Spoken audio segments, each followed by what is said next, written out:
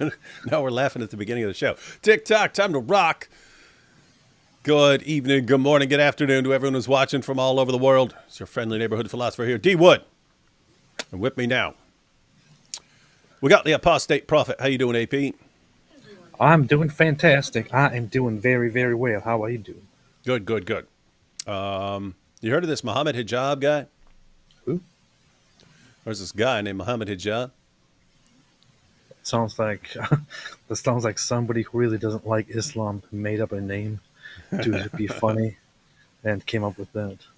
So you've Yeah. got this Muhammad Hijab. How many years now? How many years has it been since we've been telling them what will happen if you take a narcissist and you make them the champion of dawah, and then people rally around him, and then he gets a bunch of fans, and then because he has a bunch of fans, he knows he can get away with more, so he starts crossing lines, and then you freak out. And when you freak out, what does he do? He says, "Oh, you're a weakling. You see, you can't respond to me. You're just jealous."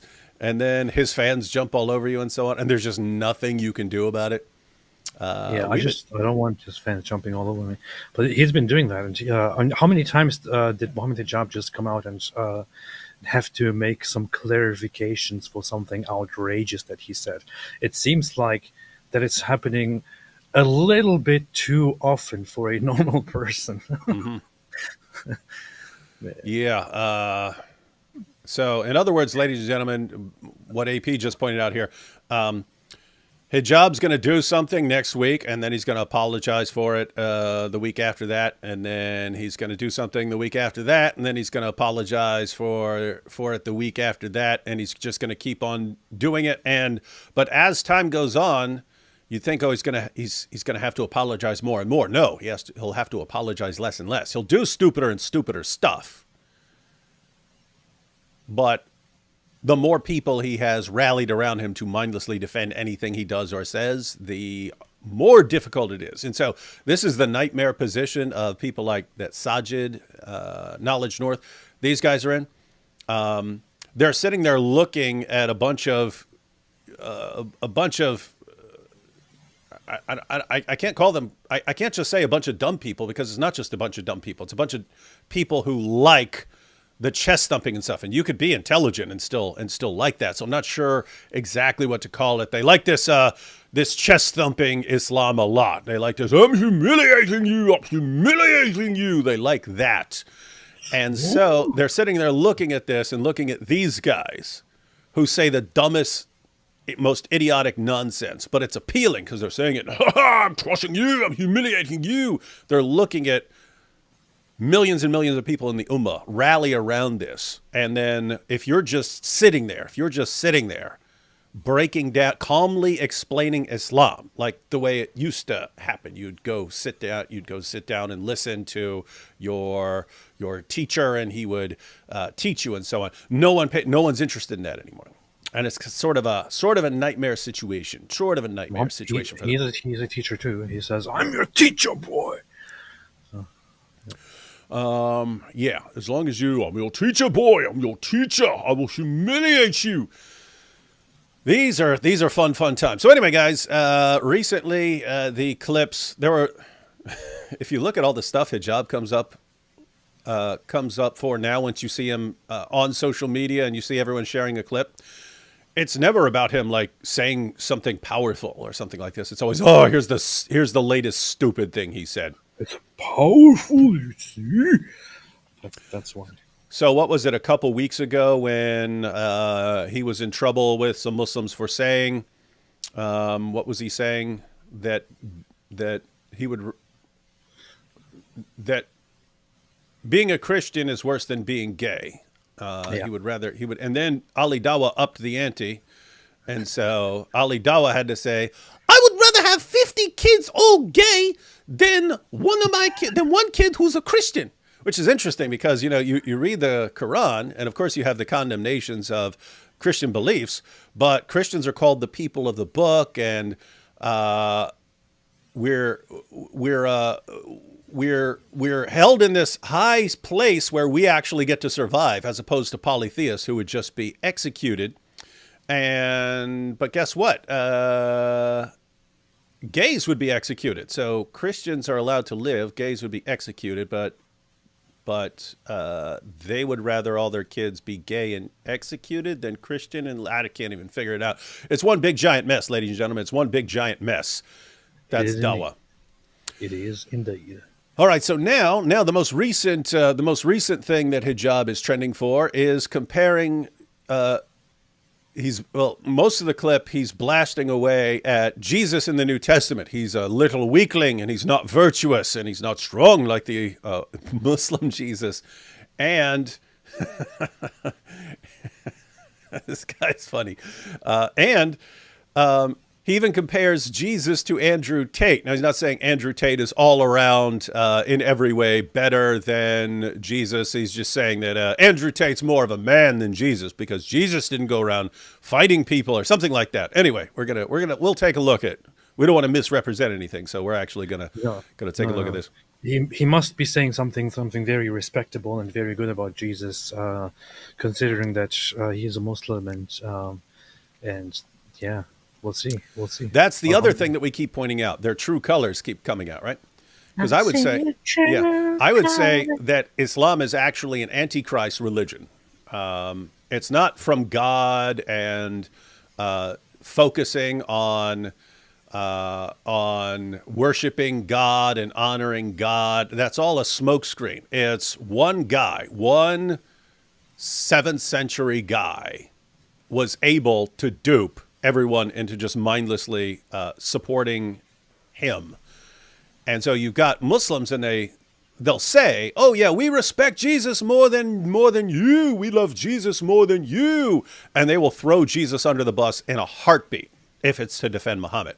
They say, we respect all prophets. Oh, what? You're complaining about Muhammad having sex with a prepubescent 9-year-old? Well, Abraham and Isaac were all pedophiles too. And they'll just start insulting everyone, claiming that they respect these guys. And it's all, again, it's an antichrist religion. The real purpose is to undermine the gospel and undermine Jesus and lead people away from God, but to make them think they're actually serving God, while their entire religion is built around one guy, leading them away from the Almighty, like the Pied Piper. That sounds pretty Islamophobic. But yeah. Hey, come on, Ummah, follow me. I'm the Pied Piper. Mohammed, I'm the Pied Piper. And I'll show you how to burn. Come on. Anyway. So we're going to go ahead and watch this. I took kind of a long clip here. The one that's circulating is like 30 seconds or a minute or something like that. I took the long clip so we can see it in context. Let's take these first couple of super chats real quick, and then we'll jump right into this video. God Logic versus Muslim Cowboy and Hamza and Child. Logic still won. Yeah, I heard that going on. I'm actually gonna be live with God Logic on Tuesday. We're gonna go through some of his recent debate. He debated, what's that guy's name? I always him and Hamza. There's a guy. His name's John at Speaker's Corner. Ginger. Yeah. He looks. Every time I saw them separately, I thought they were the same guy. I thought that was Hamza. And then I saw them standing side by side and like, wait, are these guys like twin brothers or something like that? What is it with the gingers in Islam? The gingers. Someone broke that down. You know what? It was Milo years ago. He was saying how gingers are so horribly mistreated that they get this psychological complex and stuff. And Islam comes along and says, you could be a Muslim and be good too. And they're like, what? We can too? And they're so messed up and traumatized and treated like garbage that they like converting. This man being more slippery. Yeah, Hijab is saying some really, really messed up stuff. It's pretty funny though. You guys should have seen the debate between God Logic, Rumzi, and Hamza. The Muslims were like shrieking children. Gosh, I'm going to have God Logic. I'm going to be with God Logic on Tuesday to go with some of his debate with that John dude on whether the Quran affirms the Bible. But then he just taken on multiple Muslims at the same time on Hamza's den. So I don't know. This is going to be rough. Muhammad is dead. Jesus is alive. Amen. Yep. Hijab left that part out. Hey guys, good to catch you live. AP, I'm happy for your wife. Please give her my best wishes. I pray for you. Must have bounced off bounced off you and hit your wife. So he was praying for you, but it must have bounced off you. Thank you. Appreciate it. We'll direct to both of you. So this time he's going to be more. It looks like that's what happened. Yeah, he's going to be more specific in his prayers. All right, guys, let's jump into this video. We've got Muhammad Hijab is going to break down virtue ethics for us. Thank you, Muhammad Hijab. Let's see. And Muhammad Hijab. Here we go. Consider the following. Yeah, we will. If you think about what the strongest emotion that we have in this world is, yeah, it's not actually lust, it's love. It's love. It's in my estimation, it's the strongest possible human emotion. Yeah. Wait, love is the strongest. Ooh, brother. Ooh, little weakling. Brother, you're sitting at a table with a bunch of strong men and talking about love, brother. Ooh, why is that? No. What's that, brother? Why is Muhammad Hijab talking about love? Why is he talking about love? He's always you're supposed to be tough. You're supposed to be strong. Wait, and this is right after their other live stream where he's like, Sneeko, did you know that being gay isn't all that bad? It's not as bad as being Christian. So you're kind of comfortable around Christians, right? And guess what? Being gay is not as bad. He's sitting there saying that to Sneeko when they're in some hotel room or something like that. Anyway, Sneeko, let's continue our conversation about love and being gay. Let's talk a little bit more. I have some ideas, Sneeko. And now we're back. Muhammad Hijab's grooming techniques. By the way, I have to point out, have you noticed right after we started blasting them with the sources about Dihya al-Kalbi, and we started putting this information out there about Dihya al-Kalbi. So if anyone happens to be brand new here, Dihya al-Kalbi, one of Muhammad's companions, was the most attractive young man in all of Arabia. When he would walk into town, the ladies would all come out. The ladies of the town would all come out of their houses to come and stare at this young hot stud. Anyway, Muhammad started having little private meetings with Dihya al-Kalbi, and everyone understood. Hey, when he's behind the curtain with Dihya al-Kalbi, don't interrupt them. They're in a very important meeting there. Anyway, then one day one of Muhammad's companions goes behind the curtain. Muhammad's asleep on Dihya's lap, right? And then Dihya says, yeah, I kind of can't get up because he's on my lap. Here, you come and let him be on your lap. And then so Dihya kind of eases his way on out, and the other companion sort of eases on in. And then Muhammad wakes up and he's like, ah, you're not Dihya, what is this? And the guy's like, yeah, Dihya just left. And Muhammad's like, no, that was the angel Gabriel. Yeah. Whenever I'm behind the curtain over here with Dihya al-Kalbi, that's me with the angel Gabriel back there. So he started telling all his companions that whenever you see him in his house or going behind a curtain with Dihya al-Kalbi, it's actually angel Gabriel. So we started pointing out this is looking awfully suspicious here. Awfully suspicious. And as soon as we start pointing out all these sources on this, hey, did you know that being gay is not all that bad? It's not all that bad, isn't it? Yeah. Hey, I'd rather have 50. I would rather have 50 gay kids than one Christian kid. Yeah, because being gay is all right. All right with us on Team Islam. We's all about being gay. Yeah. These are fun times. All right. So we've got Macho Strong, Muhammad Hijab. The strongest emotion, Sneeko, is love, especially love between two strong men. And the strongest possible bond that you can have is love, okay? For many reasons which I'm not going to... The strongest bond you can have with your mentor. But he said for the strongest reasons which I'm not going to mention or not going to go into. Is that what he said? I'll mention those off camera. But here's the thing. For us, we have to go back to basics in a sense and ask the question, what is virtue? What is virtue? Many people have spoken about what virtue is, and everyone agrees that there's a list of virtues. Things like strength is a virtue, things like bravery is a virtue. Respect. Yeah, I mean, they don't really put respect like that. But for example, compassion. They put compassion as a virtue. Do you know what I mean? They put magnanimity as a virtue. They put generosity as a virtue. These are kinds of virtues. For us, virtues would be the main virtues are the ones that are connected to God's attributes. So we believe in God's perfect attributes, right?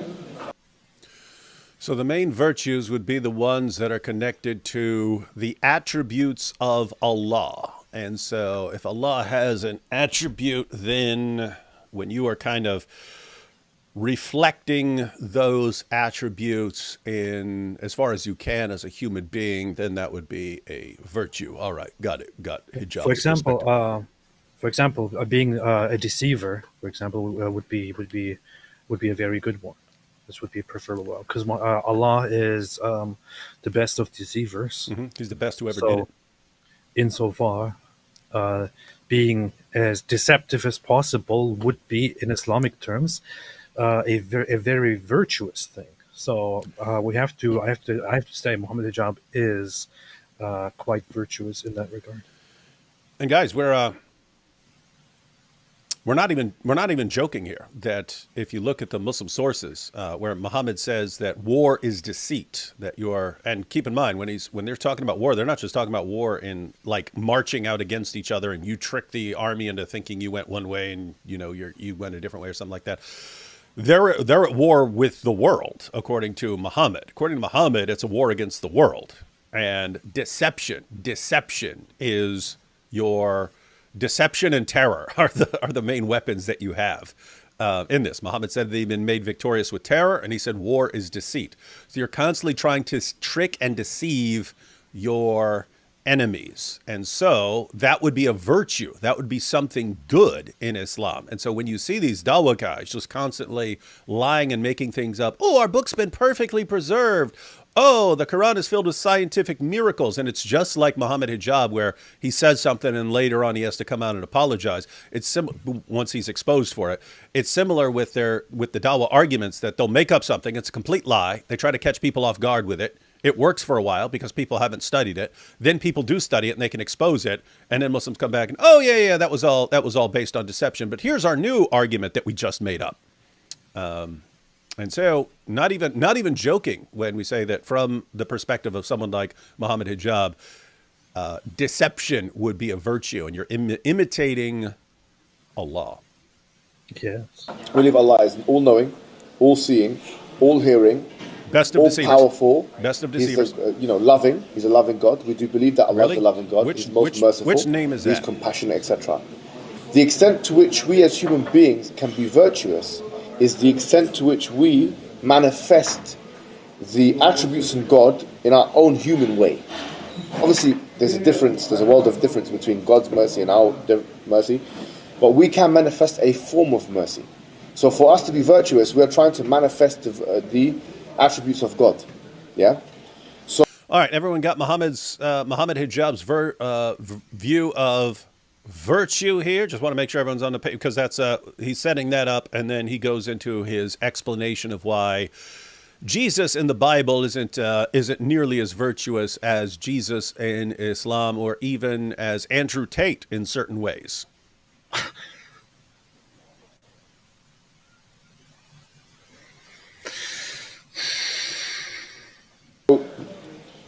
When you realize that purpose, that okay, the Prophet ﷺ mentioned, إِنَّمَا بُعِثْتُ لِأُتَمِّمَ مَكَارِمِ الْأَخْلَاقِ, that I have only been sent to perfect good character.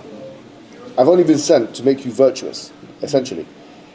And to bang your daughters, but that's what helps you become virtuous, because I'm training you to mindlessly obey everything I say. And that's why I revealed in Surah 4, verse 65, that you have to submit to all of my decisions, and you can only submit to Allah by obeying me. Now give me your daughters. No, I have to correct you there, David. This is a gross misrepresentation of Muhammad, it's gross, all right.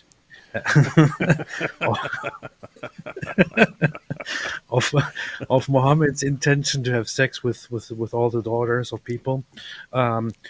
It is his mission to come and spread the religion and to fight the people until they testify that there is no God but Allah and Muhammad is his messenger. Mm-hmm. However, to also go around and have sex with as many women as possible, would be a favor, a favor given to him by Allah, so that everything is easier for him, so that he has no hardship. That is what the Quran says. So Allah wants to make things easier for Muhammad, which is why He gives him lots of wives and lets him have 11, 9 at one time, Yeah. plus concubines, have sex with all of them, and so on. This is Allah's favor for Muhammad. This is how great Allah is. Well, keep in mind, hypocrisy is a virtue in Islam, right? So, guys, keep in mind, you're imitating Muhammad, and you imitate Muhammad because he's like the best, the most virtuous of people in Islam. And that's a guy who walks out to his followers, hey, everyone, you get 4. You can all have 4. You can have up to 4 wives, 1, 2, 3, or 4. Those are your options, 1, 2, 3, or 4. Except me, I get 9. You get 4, I get more. It's just funny having discussions on morality and virtue when kind of like the ultimate fundamental principle in ethics is don't be a hypocrite. Don't be a hypocrite. And Muhammad is like the gold standard of going around saying, here's the rule for you guys, me doesn't apply. Here's the rule for you guys, me doesn't apply. Here's the rule for you Christians, doesn't apply to Muslims. Here's the rule for you Jews, doesn't apply to us Muslims. And even the rules that apply to the Muslims don't apply to me. This is like the Captain Virtue, according to Muhammad Hijab. Guys, but that's actually important. It matters who you worship. It matters who you worship and who you obey as far as delivering you the revelation. If you're dealing with someone, a God, if you're worshiping a God who brags about being the best of deceivers, and you are serving a prophet who says war is deceit and for whom hypocrisy was just built into the system, you're going to end up with exactly what you see here from Muhammad Hijab. Complete deception, complete nonsense, and so on. But powerful. Question of, for example, because we mentioned this, Andrew Tate and others, you said, you got to love the Prophet more than you got to love your own parents. Someone would ask the question, why should you? Why should you love the Prophet more than you love your own parents? Because the reason why we would say that is because the Prophet Muhammad ﷺ is the best manifestation of human virtue that the world's ever seen. Yes. And by the way, you can... Why should you love Muhammad more than you love your own family? He says, because Muhammad is so virtuous. The guy who had sex with a prepubescent 9-year-old girl. The guy who saw the wife of his own adopted son practically naked and lusted after her so much that his adopted son divorced her so that Muhammad could have her. Wow, that's so virtuous, man. Super virtuous prophet who, in order to justify his marriage to his adopted son's wife, in order to justify that, abolishes adoption in Islam. No more adoption in Islam. You could take care of, you could feed an orphan if you want, but you do not adopt an orphan into your family. Why? Why was that? It was all to justify Muhammad taking the wife of his own adopted son. This is a guy who bought, owned, sold, and traded black African slaves. This is a guy who tortured a man, had a man tortured and murdered to find out where the guy was hiding his money. And then Muhammad took the guy's wife and went and banged her. This is a guy who got caught. Keep in mind, this perfect example of virtue. This guy got caught having sex with one of his slave girls in his wife Hafsa's bed. So Muhammad's having sex with his slave girl in Hafsa's bed. They understood that he's allowed to have sex with his slave girls. They didn't like it happening in their own beds and him rolling around with some teenage girl sex slave in their own beds. So he gets caught. Wives complain. Muhammad swears an oath. This paragon of virtue swears an oath. I swear by the great God Allah, I will never have sex with that girl again. Then comes back and starts having sex with her again. And when they say, hey, how are you having sex with this girl again? Well, Allah subhanahu wa ta'ala told me to break my oath. It's the opening verses of Surah 66. Sex with that woman. I will not have sex with that girl again. This is the king of virtue that you should love more than your own mother or daughter because of his virtue. A guy who will swear by Allah and then break it and say, yeah, Allah told me to go ahead and break my oath. There are all these passages in the hadiths about him like cursing his own companions, and then he like has to say, don't worry, if I curse you and it turns out I'm wrong, then Allah will turn the curse into a blessing. So this is like, on what planet is this guy virtuous, even in a normal sense, let alone the king of all virtue? How? On what planet? Hijab doesn't explain. Why? He knows he's talking on Sneako's live stream. He's talking to a bunch of young, stupid, just complete imbeciles. And he knows that these guys are kind of the, yeah, we're strong, we respect strong. And so he's trying to groom the entire community all at once. Let's just say it that way. Huh. That's interesting. Oh, hang on. Got a comment about you here. Matter of fact, let me just scroll through these couple real quick. Hijab is trying to find his Dia in Sneeko. That's from Goda.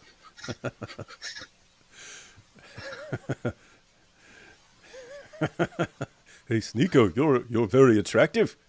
Some would say you may be as attractive as Dia Al-Kalbi. Want me to tell you about Dia Al-Kalbi?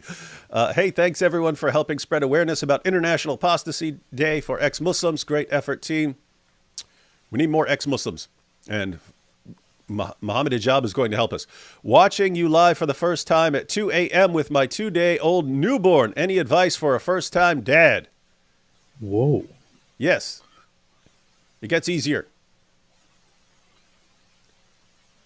Gets easier. And it's fun. And it's worth it. It does. It does get easier. And it's a very, very, with all the difficulties that it has, it's a very amazing opportunity. Mm-hmm. And if it's the second time or the first time, it is really something worth appreciating in the moment and making great use of. Mm-hmm. And it's fantastic. And you say, first time dad, some additional advice. Have another one about 2 years later. Do that. You want to keep them close together. Then they grow up being good buddies. And then have another one 2 years after that until you are at about 10. Yes. Keep going. Yeah, do that. 8 p.m. Genuinely curious. Are you considered ethnically white European as a Turk? What are you? It's a funny thing because when you ask that, it is kind of looked at within the context of what the U.S. describes as white and non-white. And according to the U.S. Census, I think the designation is basically, or the definition of white is the people of Europe and the Middle East. Mm-hmm. That's what it is. So anyone from that region is considered white by American standards, by U.S. standards. But you see that people usually don't call everyone who comes from that region white. They often refer to people from that region as from the Middle East. We say white. White. They refer to them as brown. So I don't know, but in a non-American context, it really just depends. The funny thing is that this whole white or black or whatever issue is rather a social construct which has no real existence. It is just a vague way of describing things. But yeah, by U.S. definitions, I would be considered white. But it doesn't make much sense because white. Because don't say that. That's the only reason they don't ban you on YouTube is because they look at you and they say, "Oh, he's Turkish. We'll let him slide." I'm always conflicted. Like when they ask me, I put I don't know, white and other. That's what I usually do. But it's because it's funny. Turkish people are not even really fitting into the whole. I thought you were about to say Turkish people aren't really people. I thought you were about to say that. Well, Turkish people aren't really people. Because Turkish people are kind of really standing out as. I thought you were about to say people are really stupid. Like I've heard so much negative stuff from you about Turkish people that every time you're about to say something, I think you're about to say something really messed up.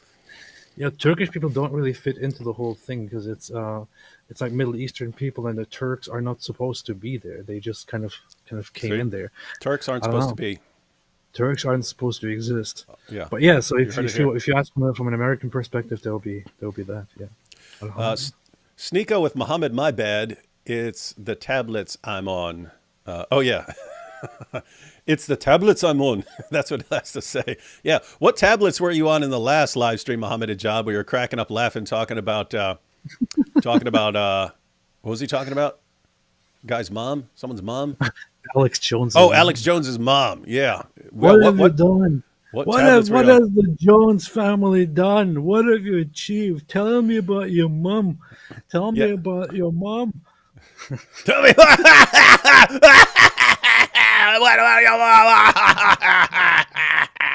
That's a good nickname for him, Muhammad. My bad. Yeah. Moja. Black Angel pointed out the Turks are actually wolves. Yeah, there is a thing. That's There is a true. distinction. Yeah. So some Someone humped a Turks wolf. are actually descendants from wolves because there was a wolf that had sex with a bunch of or with one Turkic person apparently a long time ago. That's how the Turks came into existence. But there's also the other side of it. While some of them are some of them are wolves, the other part of them also consists of otters. You know, the otters, because they mated with otters and became the ottermans, and became these huge sea creatures that came out of the sea that are half otter, half human. That's how they invaded Europe and all that. So Turks They are can a swim. mix of otters, humans, and wolves. That's a good point. That's a good point. Mojab is so full of BS. Can't believe he's in the UK. Turin Shroud real though. We will be taking a look at the Turin Shroud. Inshallah, inshallah. I'm glad I'm not Muslim because my grandfather was adopted. I would not be here. Thanks be to Jesus, the real truth. Yes, it's actually messed up because I will give credit where credit is due. When Islam says, don't practice female infanticide and stuff like that, I can say, good, that is a good teaching. Good, do that. Yeah, do that. Follow that advice, and don't kill baby girls because you don't want baby girls and so on. I can look at that. But then I look around and say, we can't adopt children because Muhammad had to have his adopted son's wife. It's like, okay, this is terrible and awful. Yes. AP, why don't you have the turkey flag on your ex bio? That's a good question. Why would I don't even like Turkey. Do they have a wolf as their flag? React to Andrew Wilson debate where he argued Muhammad needed to have a micro-wang not to harm a 9-year-old. We might have to take a look at that just because so many people are talking about it. Yeah, people mentioned that. It just makes me not want to watch it. Yeah, kind of makes me not want to watch it either. But what do you mean? I thought David was black with those cool beats. Allah must have tricked me. Yeah, some of the Hebrew Israelites think that too. Turks, the original furries. That's messed up. And here we go. Just became Christian and my whole family is Sikh anyway to help them and my friendship and my friends. 90% of them are Muslim. Find the truth. They won't watch your vids. Yeah, Sheep Squad. I wish your family all good health, all the best, and that they recover soon. Let's see. I'm sharing a video right now. You can check it out later. Share a video giving my overall approach on these kinds of situations that you're in. Of course, it's good to get other people's advice as well. But I'm sharing a video right now. Save that and check it out later. Made it for exactly this sort of situation. And that's one more. Oh, what is this? Another from GoatHub. AP's ancestors, turkey, wolf, otter people. Pretty fun. That is true. All right, back to hijab. Hijab, this pillar of virtue, constantly apologizing for his lack of self-control, blaming drugs that he's on, and so on. Here we go. He's breaking down virtue for us, ladies and gentlemen. You can prove this. Like, let's take 2 or 3 examples, and I use this with one person. I was just speaking to a Christian person in the park. One virtue that everyone agrees with, I'll just give you one, is bravery. Every single person agrees that bravery is a virtue. It's mentioned in the Nicomachean Ethics of Aristotle. It's a virtue. Now look at the New Testament description of Jesus Christ. The New Testament description of Jesus Christ. What courage did that person actually exhibit? We have here the character of Prophet Muhammad sallallahu alaihi wasallam. In 10 years, he was involved in 19 wars himself on the front line, in the battlefield. He never ran away from battle. Is he trying to say that the New Testament Jesus didn't show bravery? Yeah, he's saying that, or he, to clarify, later he talks about moral bravery. But here he's saying that Muhammad went out and fought in battles, and he's saying Muhammad was always on the front lines and so on. I'm going to have to object to that. But Muhammad's always on the front lines and so on. And Jesus in the New Testament isn't. And so Muhammad's brave and Jesus isn't. Muhammad was once hit by an arrow, apparently, allegedly, and it harmed his tooth, wasn't it? And it was like a very, very dramatic moment. They were all hiding him, and he was hit, and they were like, "Oh no, oh, I hit his face. He lost a tooth. Oh no!" Mm-hmm. And apparently, it was very traumatic for him as well. It was very, very, very traumatic for him. He was being surrounded with an army, having people take care of all your needs. Commanding people around, saying, "Hey, this and this guy is bad mouthing me. How about you go and kill him? How about you go and take care of them? Hey, I don't like this one building. How about go destroy it?" That is not bravery. Mm-hmm. That's not bravery. There are lots of people who would do that. That is not bravery. If you have people that are powerful, and you are in charge of them, you are in control of them, and they do whatever you want. And you even reprimand them because that one time they didn't get up and kill this one guy that you clearly didn't like, which is something that happened to Muhammad.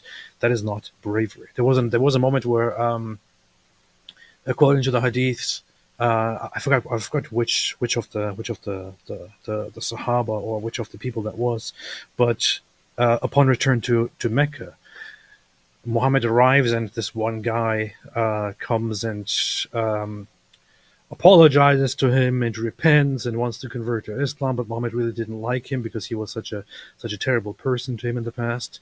But he didn't say anything, and he just accepted the guy and let him go. Once the guy left, Muhammad then turns to his men and says, "Why didn't one of you guys get up and kill him?"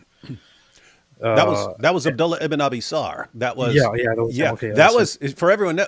That was, he was a massive embarrassment because he was one of Muhammad's scribes, and eventually concluded that Muhammad couldn't be a prophet because Muhammad was letting him change the revelations to make them better. And Abdullah ibn Abi Sar would blurt something out. So blessed be Allah, the best to create. Muhammad would say, "Oh yeah, put that in there." And then Abdullah eventually concludes, "Hey, if this guy's a prophet, then I'm a prophet because I'm putting words in the Quran too. So I would have to be a prophet. I know I'm not a prophet, therefore he's not a prophet." And he bolts. And then when they conquer Mecca, they get this guy. And the story is what AP points out there. The guy, "Oh, please forgive me. Please don't execute me. Blah, blah, blah, blah, blah. Please accept me, bro. Come on, man. It was just a prank." And Muhammad just sits there. And then, after he leaves, and Muhammad's like, "What? Why didn't you kill the guy? I was waiting for you." And they're like, we don't know what you wanted us to do." Why did you do something with your eyes? Why didn't you? And he says, "A prophet doesn't do that. A prophet doesn't point with his eyes like that." Yeah, but Hijab is saying Hijab's going to go on to say that Muhammad's always in these battles and so on, and he's always on the front lines. And you just look at this. So this is Sahih Muslim 2470. Anas reported that Allah's messenger took hold of his sword on the day of Uhud. So there you have it. Muhammad ready to start swinging. He's going into battle. He took hold of his sword on the day of Uhud and said, "Who would take it from me?" What's he challenge? Is he challenging someone to take it from him? Saying like, "Ha, who can take the sword? No one. From my cold dead hand you can take it. Ha ha, I'm so strong." Let's see. Who would take it from me? All the persons stretched their hands saying, "I would do it, I would do it." He, Allah's apostle, said, "Who would take it in order to fulfill its rights?" Then the people withdrew their hands. Semak bin Karasha Abu Dujana said, "I am here to take it and fulfill its rights." He took it and struck the heads of the polytheists. What just happened? Muhammad said, here's my sword. Who wants to go out and use my sword on my behalf in this battle? One guy said, I'll do it. And then this guy goes out and uses Muhammad's sword in battle. And as far as the rights of the sword, I forget which, it's another hadith, but Muhammad said in a different hadith, he said, its right is that you should strike so many people with it that it bends. That it bends. So here we have Muhammad saying, hey, someone else go out and fight in my place. Got that? And here's Bukhari. Sahih al-Bukhari 2797. Narrated Abu Huraira. The Prophet said, by him in whose hands my life is, were it not for some men amongst the believers who dislike to be left behind me, and whom I cannot provide with means of conveyance, I would certainly never remain behind any Sariya, army unit, setting out in Allah's cause.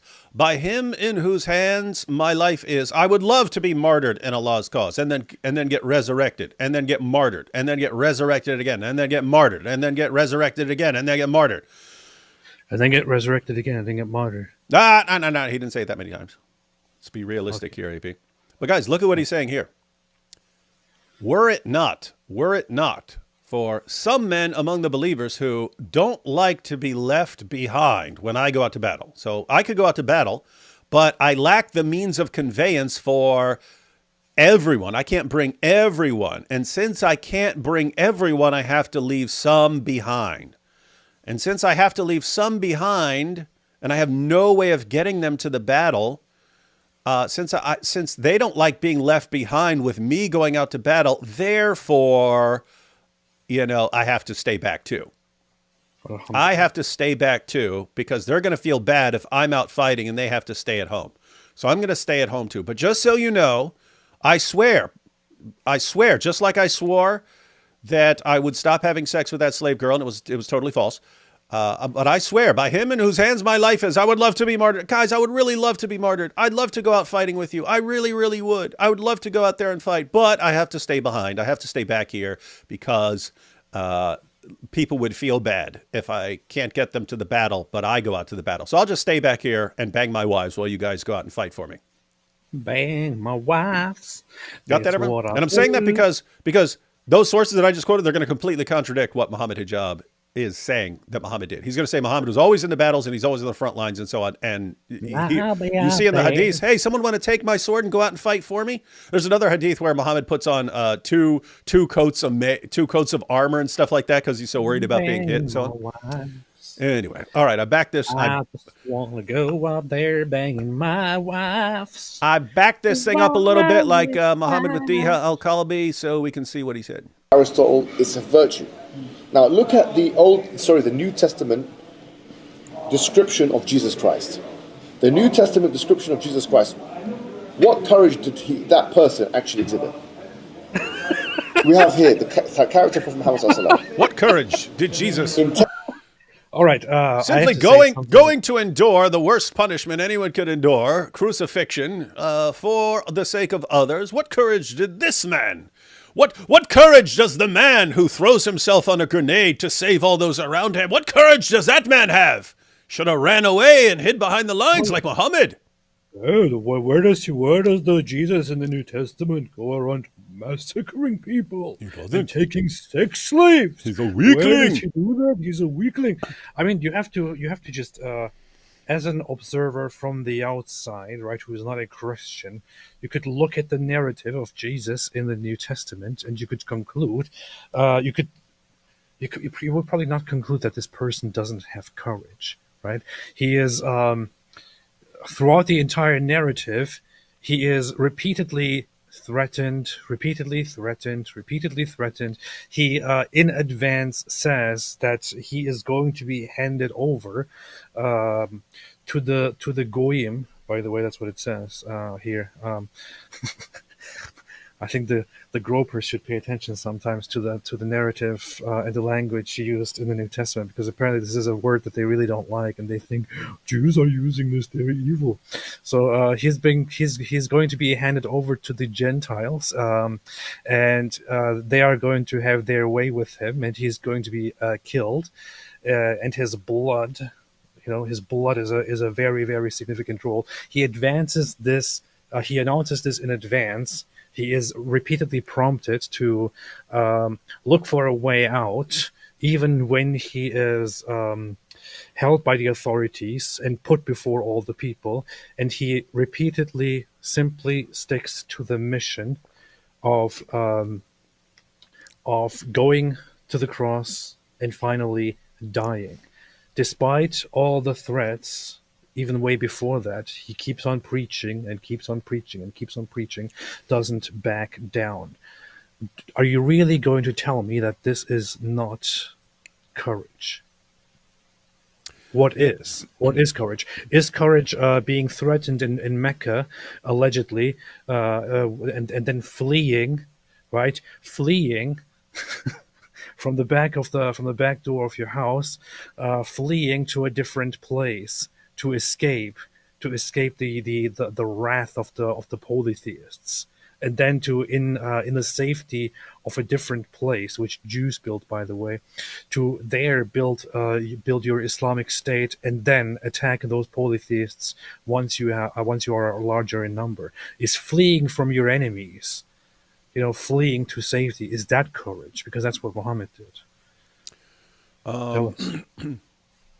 And I'm sitting there thinking, Knowledge North actually brings this up, because Hijab eventually, in this clip, he's going to say that when Jesus was here on earth, he's not conquering, but in the future, according to Christians, he's going to judge the world. And so when you're super powerful, then you judge the world, but when you're not, then you don't fight. This makes you a pathetic little weakling. Knowledge North, who's a Muslim. Knowledge North is a Muslim.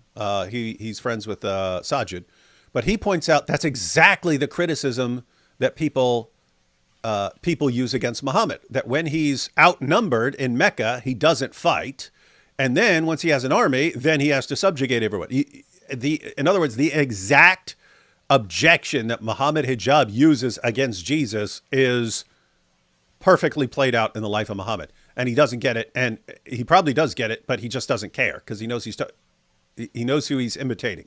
He knows whose virtues he's imitating here and deceiving people. Let's see here. Years, he was involved in 19 wars himself on the front line. On the front line. In the battlefield. He never ran away from battle. There's not one narration that said he ran away from battle. He was always in the front telling other people to fight with him. Versus... He just said he was always on the front. He just said it. Guys, I put the source on the screen. Muhammad took hold of his sword on the day of Uhud and said, "Who would take it from me?" All the persons stretched their hands out. "I would do it. I would do it." He, Allah's apostle, said, "Who would take it in order to fulfill his rights?" Then the people withdrew their hands. One guy says, "I'm here to take it and fulfill its rights." He took it and struck the heads of the polytheists. Muhammad gives his sword to someone else to go out and fight for him. This is the guy who's always, always, always on the front line saying, "Come up here and join me." Someone, according to their narrative, and to stress, we don't believe in this narrative, yeah? Who was whipped and beaten and this and that, and there's no evidence of that level of bravery. Jesus versus Muhammad, Jesus of the New Testament, the false narrative of Jesus, versus Muhammad according to our scriptures, which of the two manifests virtue, the virtue of bravery more? You cannot conclude if you're... I don't understand. I don't understand that part. I don't understand what's going on. He's saying he's laying out virtue, the virtue of bravery specifically, and saying if you compare Muhammad of the Muslim sources with Jesus in the Christian sources, Muhammad is brave and Jesus is not. Therefore, Muhammad is superior in virtue, at least the virtue of bravery, and therefore he's a good pattern of conduct, and Jesus isn't. That's what he's saying. I get that part. I get that part, but the thing that he just said about Jesus being whipped and tortured and all that, is he saying that is that depiction of Jesus is not brave? Yeah, that's not brave, especially when Jesus said that's what's going to happen, and then he went up and it happened. Muhammad Hijab, let's test this. Let's test this. Come visit me.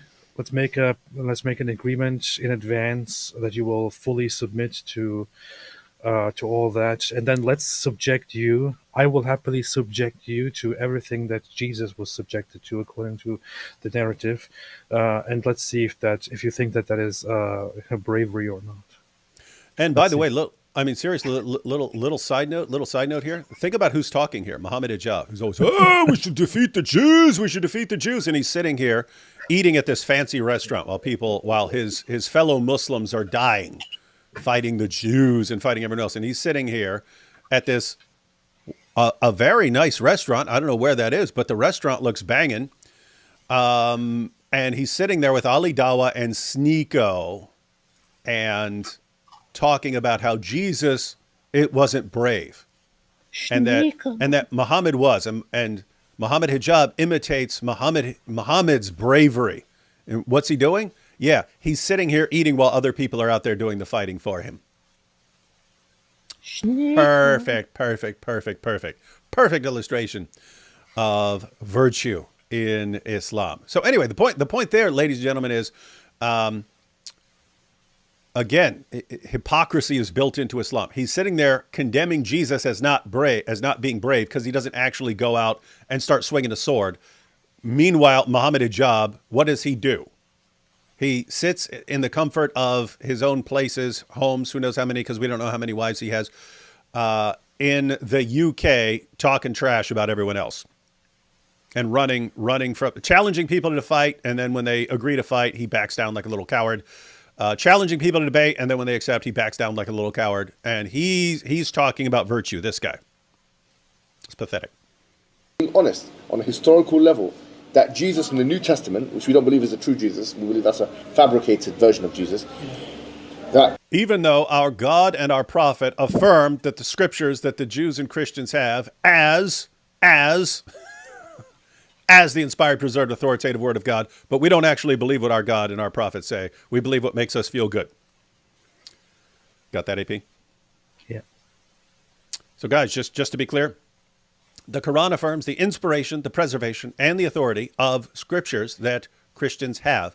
And Allah in the Quran said that he helped the true followers of Jesus until they became uppermost, which is why early Muslims even affirmed Paul as a true apostle. There's no way this guy would have rose to prominence when Allah says he's helping the true followers. There's no way he could have been this prominent when Allah is deciding who to protect here. And so that's what you find. And then, but later on, these guys realized that the Quran does not line up with the Christian scriptures. And they say, our scripture has been corrupted and Allah and Muhammad are just stupid and wrong. But anyway, he's blasting away at the Jesus we read about in the Gospels that his God affirms as the word of God. And he's insulting the Jesus that we find there.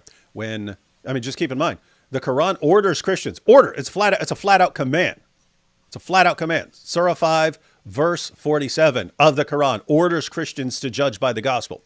Surah 5, verse 68 says that Christians have no ground to stand upon unless we stand fast by the Torah and the gospel and all the revelation that has come to us. That's what Allah says. We have no ground to stand upon unless we stand upon the gospel. And Hijab is sitting here insulting the Jesus that we read about in the gospel that we have. And his followers don't care. His followers love it. It's Islam. Mojab, that sitting in a Jesus restaurant. manifests That's why. the virtue of bravery more than Muhammad. There's What no about chance. speaking the truth, getting nailed to the cross? Yeah, so Aren't these virtuous? Look, Sneeko even jumped in there and said, "What about speaking the truth, getting nailed to the cross?" And I guess he's talking about bravery, speaking the truth in a context where it could get you in trouble, and getting nailed to a cross, knowing that you're going to get nailed to a cross. In other words, you have Jesus actually saying this is what's going to happen, and then it does it. But even if you didn't have like divine foreknowledge, or even if you didn't have divine foreknowledge, didn't know what's going to happen, just messing around in a place that's controlled by the Roman Empire and ticking people off, that's a one-way ticket to the cross back then. And yet he's the scared one. But Sneeko even jumps in there with, what do you mean here? It's a true Jesus. We believe that's a fabricated version of Jesus. That Jesus manifests the virtue of bravery more than Muhammad. There's What no about doubt. speaking the truth, getting nailed to the cross? Yeah, so aren't these virtuous? no, surely that's what you call moral virtue. There's a difference between moral bravery. There's a difference between moral bravery and physical bravery.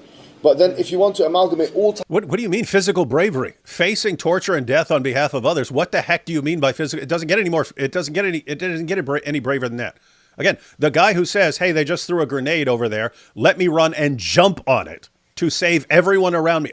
Muhammad, I mean, they give people the Congressional Medal of Honor for doing that.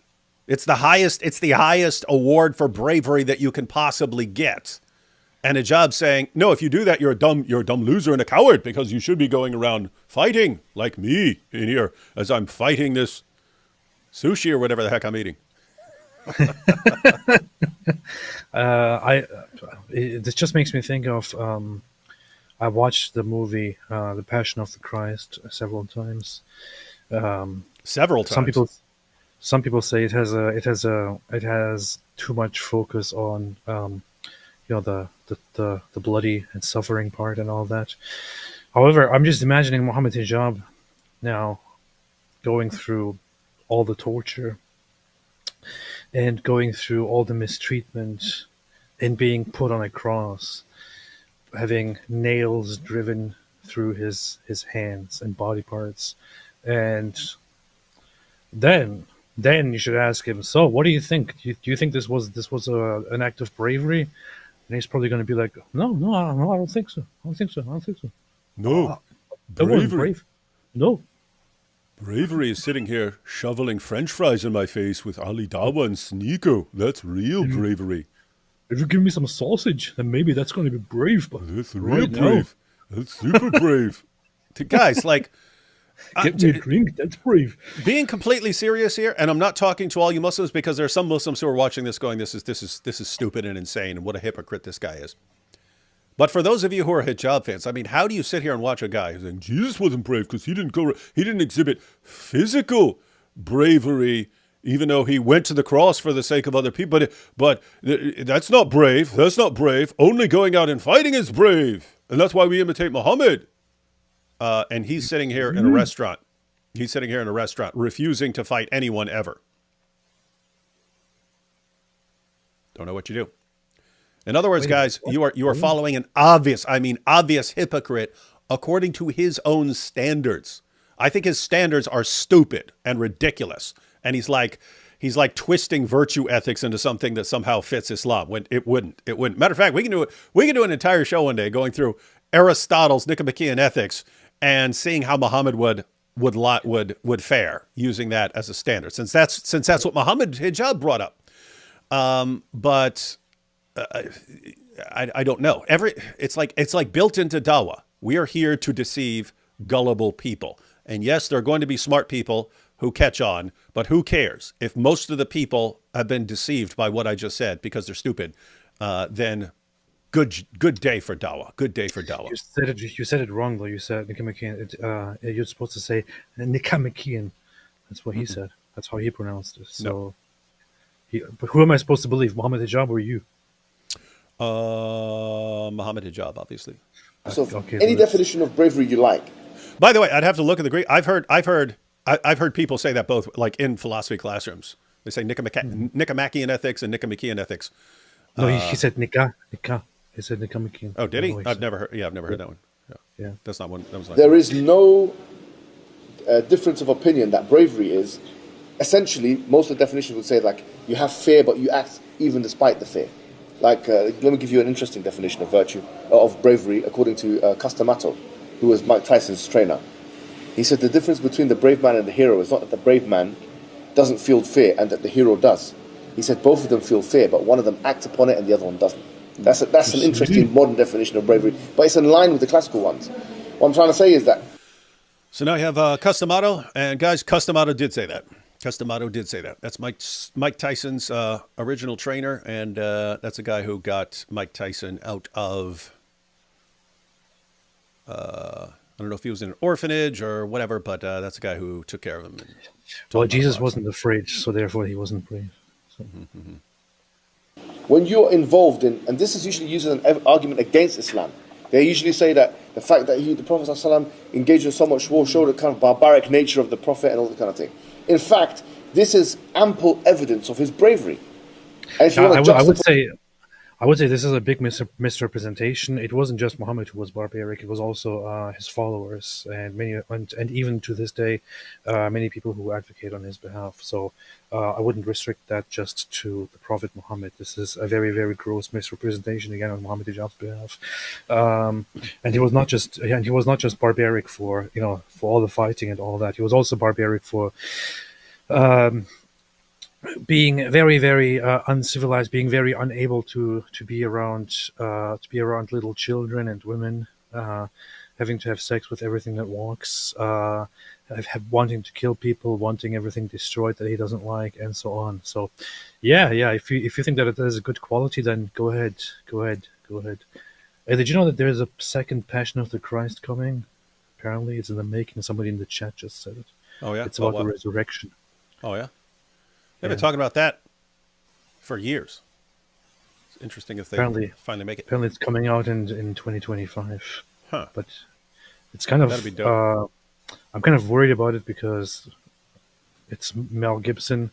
Yeah. It's one thing to watch something from him about, the life. Mm-hmm. But then to watch something about this from Mel Gibson, who happens to be a little bit mentally unstable. I don't know, man. He is, but yeah.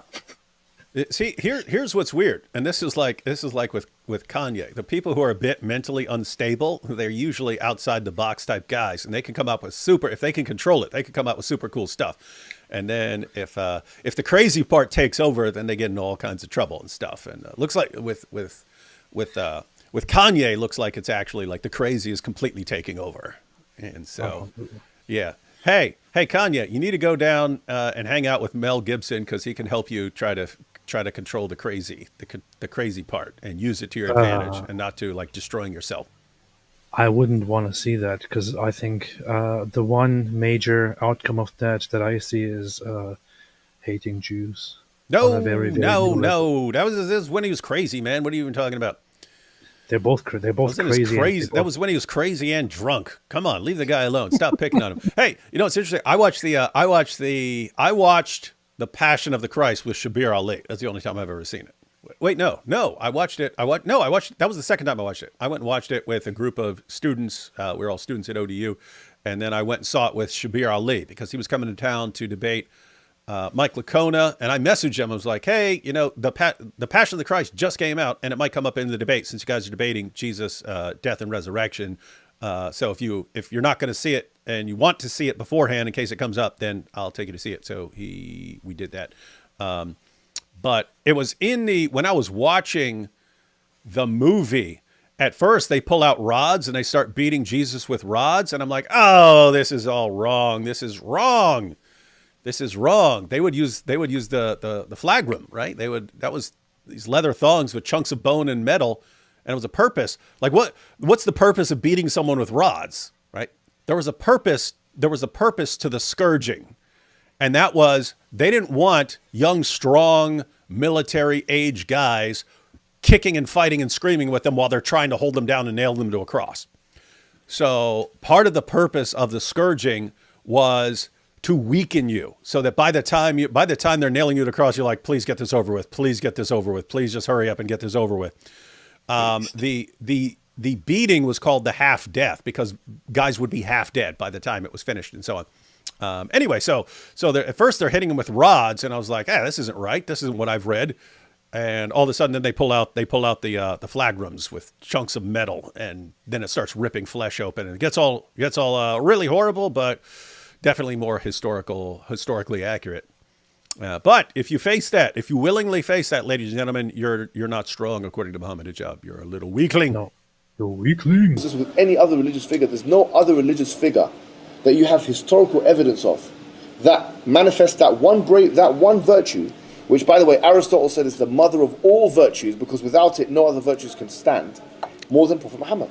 Then we move on to another example. No one exhibited bravery more than Muhammad, who was always on the front lines, unless you actually read our sources in which you find that Muhammad is putting on multiple coats of armor to protect himself, giving his sword to someone else to go out and fight with it, staying behind and making the excuse of, well, I don't want to, if I don't want to leave other guys behind because then they'll be sad that I'm going out and fighting, so I'm going to stay behind too. I'm going to stay behind in the battle too. You guys go out and fight. That's what you actually read in the sources. Hijab just flat out lied because he's read all these sources. He knows it. He knows he just lied. He knows he just flat out lied. He knows it 100%.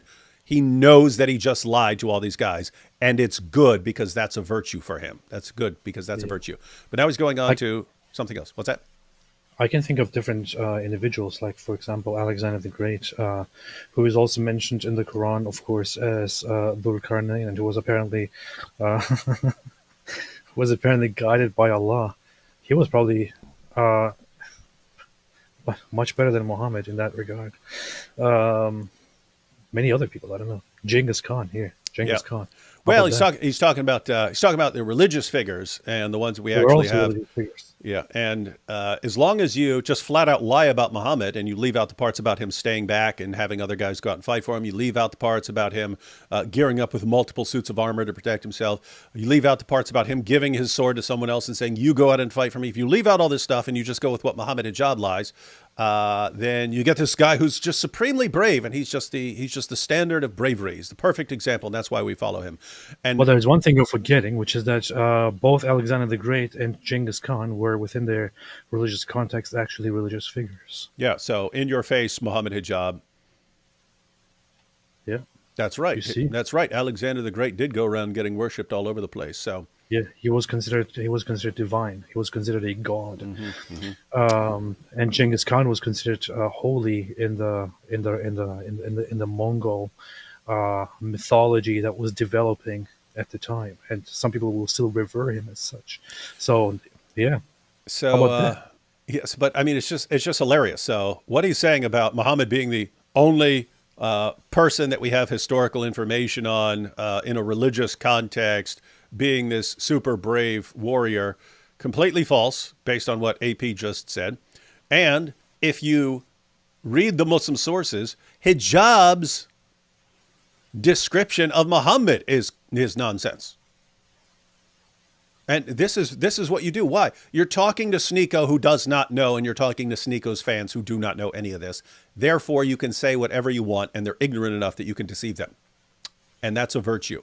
And guys, just keep in mind, he's praised. You're not really brave. You're not really brave unless you march out and you stand on the front lines in the battlefield. When has Hijab done this? When? How many wars are going on? How many wars are Muslims fighting in various places of the world? Which one is Muhammad Hijab going out to join and take part in?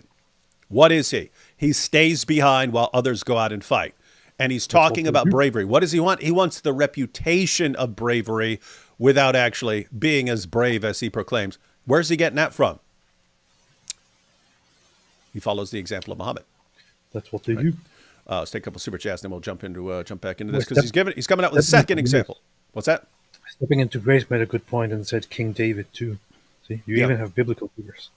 Well, I think Hijab is saying historical. So yeah, we have that in the Bible and the Quran, but he's trying to narrow it down to where Muhammad is the only person who kind of fits. And saying, historical, like what historians study, and they go out and do the, they find the proof of all this fighting and so on. What are you talking about, Hijab?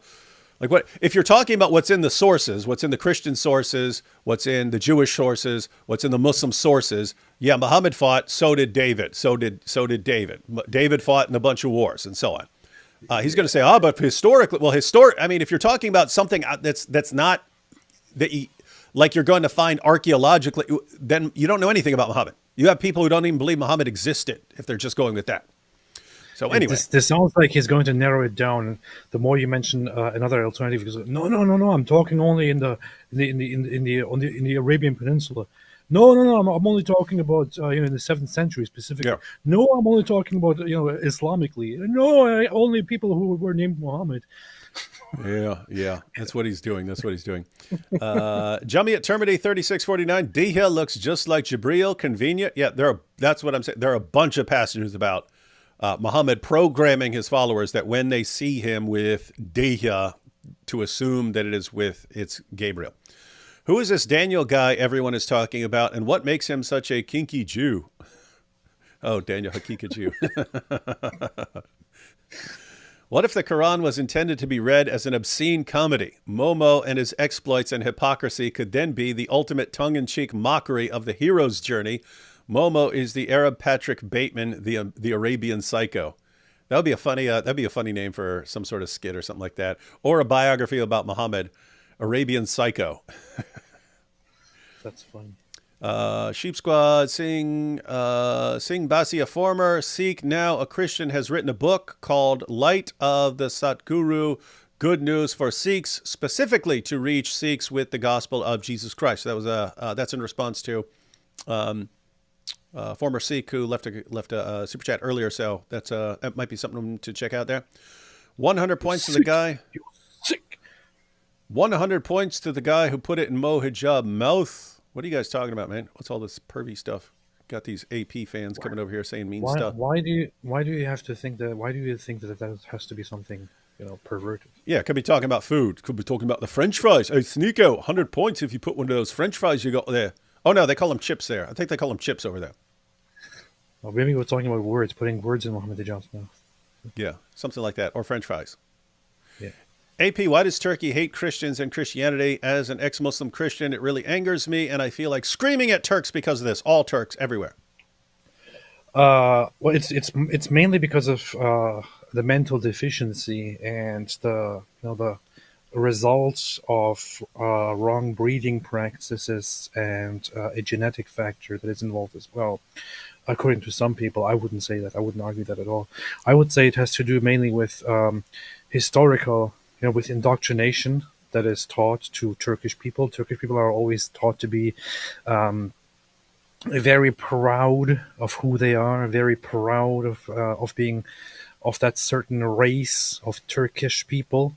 They sing the Turkish national anthem, which literally praises Turks for being a great heroic race.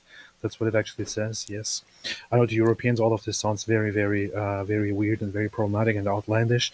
But yeah, and they also teach these whole ideas of we Turks, we came in and we conquered all of this, and when we conquered what the Greeks had, and we took this land from them. But they don't actually learn that those Greeks had that land, the Christians had this land, it belonged to them. What they learn is basically they unjustly had this land. It was in their hands when it shouldn't have been, because the Christians and the Greeks, they were terrible people. They were unjust, and we Turks came in with the banner of Islam on a divine mission because we were so fantastic, and we came and we took them over, we killed them, and so on. This is the kind of narrative that they're fed all the time, and just the cultural depiction of Christian opponents in history, and even in recent history, is one where the Christians are always depicted as deceitful people who are evil, and you are good, you are great, you are fantastic, they are evil. When you are fed something like this all the time, this is just the result of it. I mean, even the at the end of the Ottoman Empire, they did commit a genocide on the Armenians. But to Turks, this is just unacceptable. You're not supposed to accept the idea that a genocide was committed. When you go further into the discussion, they will tell you, yes, lots of them did die. Yeah, lots of them were killed. They died, but they were asked for it. It's because they attacked and then they asked for it and then they got killed. Well, don't cry about it. So what they actually mean is not that we didn't kill them. They mean don't accuse us of murdering them. They deserve to die. This is the kind of mindset that you learn when you are in such a messed up culture. That's it. So long story short, Turks are terrible. Yeah. Philip says, why don't you make a video where you draw a parallel between Epstein and Muhammad and make Epstein look like the good guy in the scenario, which I already did that. Philip, just look up Muhammad meets Jeffrey Epstein. It'll be on the Act 17 Polemics channel. It's already there. It's already there. Why are you telling me to do something I've already done? Here we have Crucifixion's a Dawdle, Life of Brian. I still have to watch that. I saw Monty Python and the Holy Grail like 30 times and I still have never seen Life of Brian. Did Momo bravely take the gangbang from the naked Jinn? Yes, assuming, but that probably wasn't really Jinn. It's probably something else. Or someone else, a gang of someone. Ain't it crazy? Hey, this is a good point. This is a really good point. Ain't it crazy that Sneeko is the least unhinged person in that table? He normally asks questions and stuff, and Hijab is like, Lieb, sexual, right? I mean, seriously, when Sneeko is the voice of sanity and reason in your group, if we're sitting there going, wow, Sneeko is he's so calm and respectful and good compared to everyone else at the table. That kind of tells you something about your group. And who's he talking about? He's got like champions of Dawah. These are, I mean, who's more popular in Dawah than these guys? Who? These are the most popular da'is on the planet. And you're sitting there looking at Sneeko going, wow, so eloquent, such a voice of reason at this table. Compared to all these other guys who sound like complete unhinged lunatics. That tells you something that tells you everything you need to know about Dawah. If Sneeko walks into your room and Sneeko is by far the best person sitting down at the table, that kind of tells you something about the people at the table. Sneeko Kaliko. I watched part of Sergeant Lipham's reaction to Mohammed Hijab talking about Jesus versus Andrew Tate, and he was also pointing that out. He was like, SubhanAllah, isn't it amazing that Sneeko seems to be more reasonable here and taken aback by what Mohammed Hijab is saying. Yeah. Let's see. And what shall I say? Father, save me from this hour, but for this purpose I came to this hour. Father, glorify your name. Jesus is based. No, not according to Mohammed Hijab, who's the authority. Who's the authority on Jesus. Godub says, AP representing the two good Abrahamic religions. Represent. Yes. The two good ones, Islam and Islam. You know what? I have a problem with whenever the word Abrahamic religions is mentioned, because this was not a thing that was. This is a very, very recent term. They became used as an insult religions. To lump certain religions together. And it was primarily used to group not Judaism and Christianity together, but to group Judaism, Christianity, and Islam together. Yeah, you ended up with people who were using it in a positive sense. These are all Abrahamic religions. See, they're all united. They're all one group. But then you also had people who used it as an insult. It's the Abrahamic religions that are bad, and they're all lumped together with Islam. And so you see, they're all on the same page there. But it's specifically so Abrahamic religion is specifically made up as a term because you already have something that is, for example, Judeo-Christian or biblical, which refers to Judaism and Christianity. You didn't have something that includes Islam as well. So the term Abrahamic religions came to be used in order to also include Islam. But it's just the only thing that makes Islam Abrahamic is that it adopted or appropriated, basically stole and incorporated biblical beliefs and ideas without understanding them at all. So it basically just came there and started stealing them, and that's what made it Abrahamic. Mm-hmm. So I just have a big problem with the whole Abrahamic term, because there is no continuity. There is continuity between Christianity and Judaism. There is no continuity between from Christianity to Islam. Islam simply just from the outside as a polytheistic culture adopted whatever it could from the biblical beliefs, and that's it. It's pretty racist. Primus says God logic bodied Hamza Cowboy Roomsy alone. I'll have to see that. We don't know. At Uhud, this is from Al Furqan Al Haq. At Uhud, he wears 2 coats of mail, but makes his soldiers go out without armor. There's multiple times he avoids front line in Sirat. Yeah. And what did Hijab say? No, Muhammad's always on the front lines. He's always on the front lines saying, come join me in fighting and so on. So he's lying about Muhammad. And then Hijab himself is a massive hypocrite because he is prime fighting age. Well, he was a couple years ago. He's getting a little on the heavy side now. So, But, I mean, he was in prime fighting age, all kinds of jihad fighting going on in the world. And what's he do? He's sitting here chowing down in people's live streams.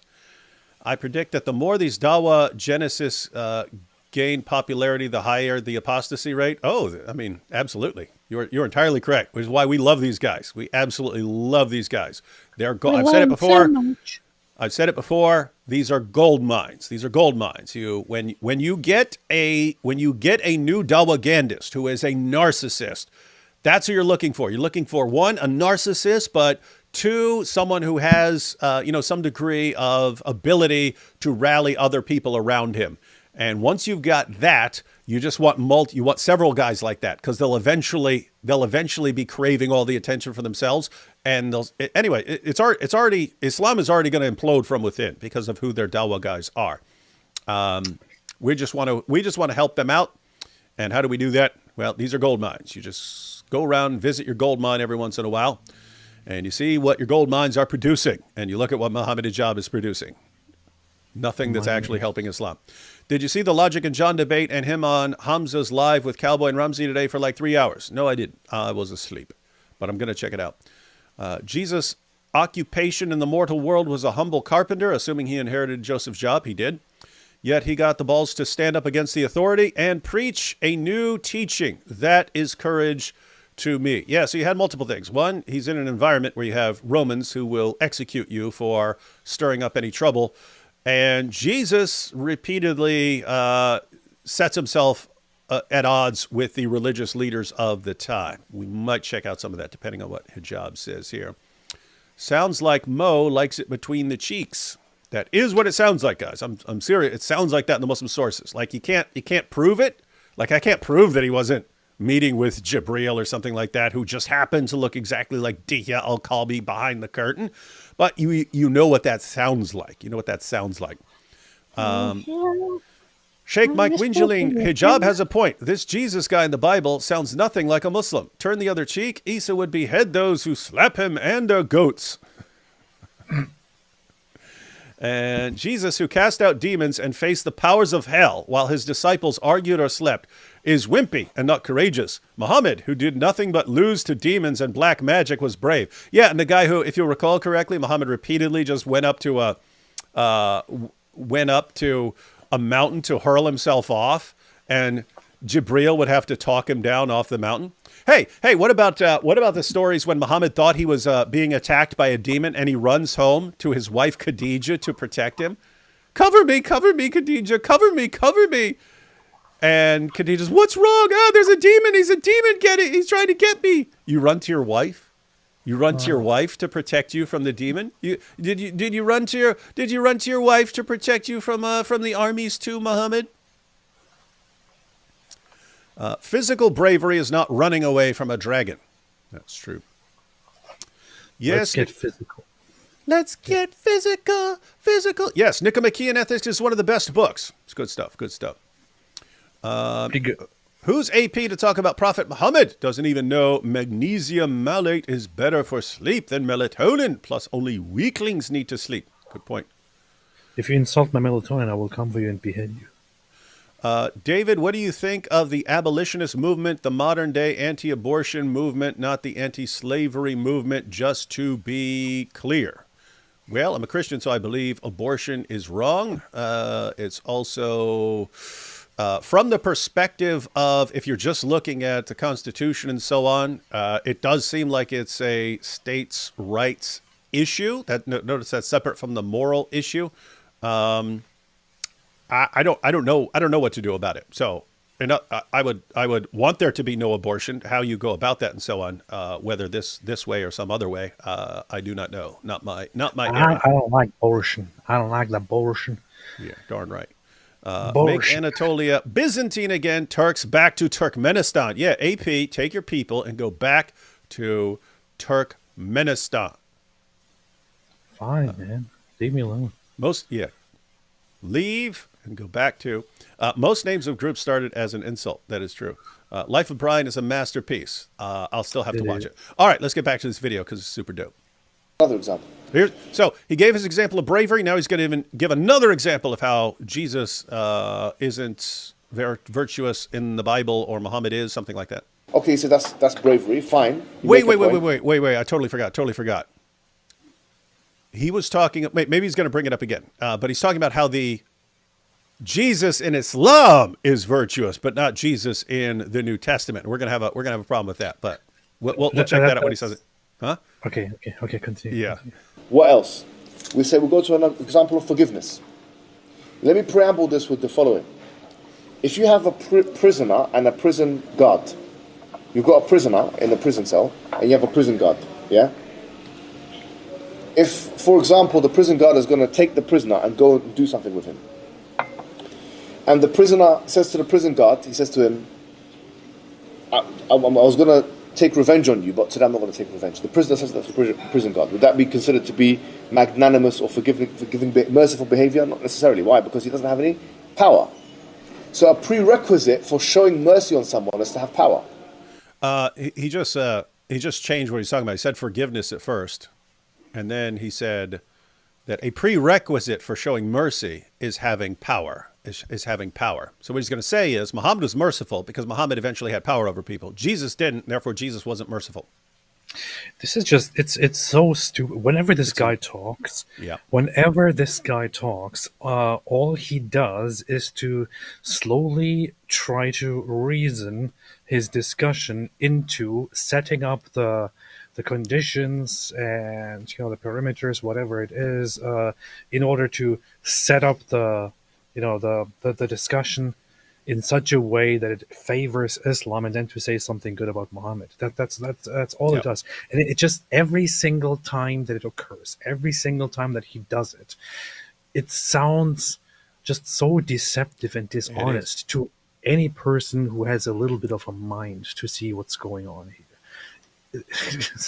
It's pretty pathetic, but let's see where he goes with this. So he's laid it down that he's talking about forgiveness and mercy, and it doesn't work if you have power over them. So if you as a person do something wrong to me and I don't have power over you and I forgive you, then it's not, I'm not really being virtuous there. I'm only being virtuous if I have power over you and then I don't harm you. But let's see where he's going with this. Do you see? If you don't have power over them, it's not really plausible to show mercy over them. Now, the character of Jesus Christ in the New Testament, the historical character, according to that narrative, he never had political power. So therefore, you cannot make the argument. Isn't it funny that, he'll cite I'm just talking about the Jesus of the New Testament. I'm just talking about the Jesus of the Jesus of the Bible said, I can call on 12 legions of angels and wipe you out, and I'm not going to. So here's what's amazing. Here's what's amazing.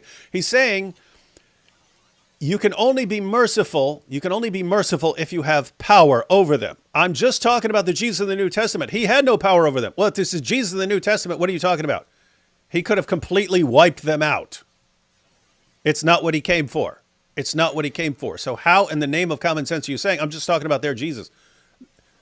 The Jesus of the Bible is the incarnate God who, instead of wiping them out, enters creation to die on their behalf to show them mercy. And he's saying this is not merciful because he didn't have political power. Why? Because he came for a different purpose in order to show mercy. This is like insanely stupid. And this is the champion of dawah. You look, everyone around the table is just, oh, it's so great. What powerful dawah. And he's saying stuff that is so insanely idiotic to anyone with a functioning brain. Brother Hijab makes such a good point. Brother Hijab, can I touch you, please? So base. He might say, well, I'm only talking about the historical figure. That we cannot historically establish that he actually had those powers. If he's talking about the historical figure, the historical Jesus should line up with Islam, right? Yeah. Yeah. So what's he talking about? He repeatedly says, I'm talking about their Jesus, their New Testament Jesus. He says the historical Jesus according to his depiction in the New Testament. So let's say the depiction of the New Testament in the New Testament of Jesus is correct, but also in such a way that it aligns with the historical Jesus. So insofar, you would then have to assume that You only have the natural conditions, and the supernatural you cannot take into consideration when you judge whether he is merciful or not, whether you judge whether he's virtuous or not. But even then, hey, check this out. What? Here's Jesus. So if you just look at what Jesus did, here, check this out. Jesus forgives and heals a paralyzed man. A few days later, when Jesus again entered Capernaum, the people heard that he had come home. They gathered in such large numbers that there was no room left, not even outside the door, and he preached the word to them. Some men came, bringing to him a paralyzed man, carried by 4 of them. Since they could not get him to Jesus because of the crowd, they made an opening in the roof above Jesus by digging through it, and then lowered the mat the man was lying on. When Jesus saw their faith, he said to the paralyzed man, "Son, your sins are forgiven." So Jesus announces, "Son, your sins are forgiven. Your sins are forgiven." So this is forgiveness, right? Now, Muhammad Hijab says, well, you can't forgive someone unless you have the power over them. Watch what Jesus does. Now, some teachers of the law were sitting there thinking to themselves, why does this fellow talk like that? He's blaspheming. Who can forgive sins but God alone? That's true even according to the Quran. Allah's the only one who can ultimately forgive sins. And yet here's Jesus saying, your sins are forgiven. Immediately, Jesus knew in his spirit that this was what they were thinking in their hearts. And he said to them, why are you thinking these things? Which is easier, to say to this paralyzed man, your sins are forgiven, or to say, get up, take your mat and walk? But I want you to know that the Son of Man has authority on earth to forgive sins. So he said to the man, I tell you, get up, take your mat and go home. He got up, took his mat and walked out in full view of them all. This amazed everyone, and they praised God, saying, we have never seen anything like this. So guys, think about this from the perspective of Muhammad Hijab. It's not really forgiveness and mercy unless you have power over the person. Jesus says your sins are forgiven, so forgiveness. Then what does he do? And he says, just so you know I have this authority, or you might say this power, to forgive sins, I'm showing you that I have power over nature. And I'm going to heal this man. And so he heals the man. The paralyzed man gets up and walks. So does Jesus have the power? He shows that he has the power. And he pronounces forgiveness.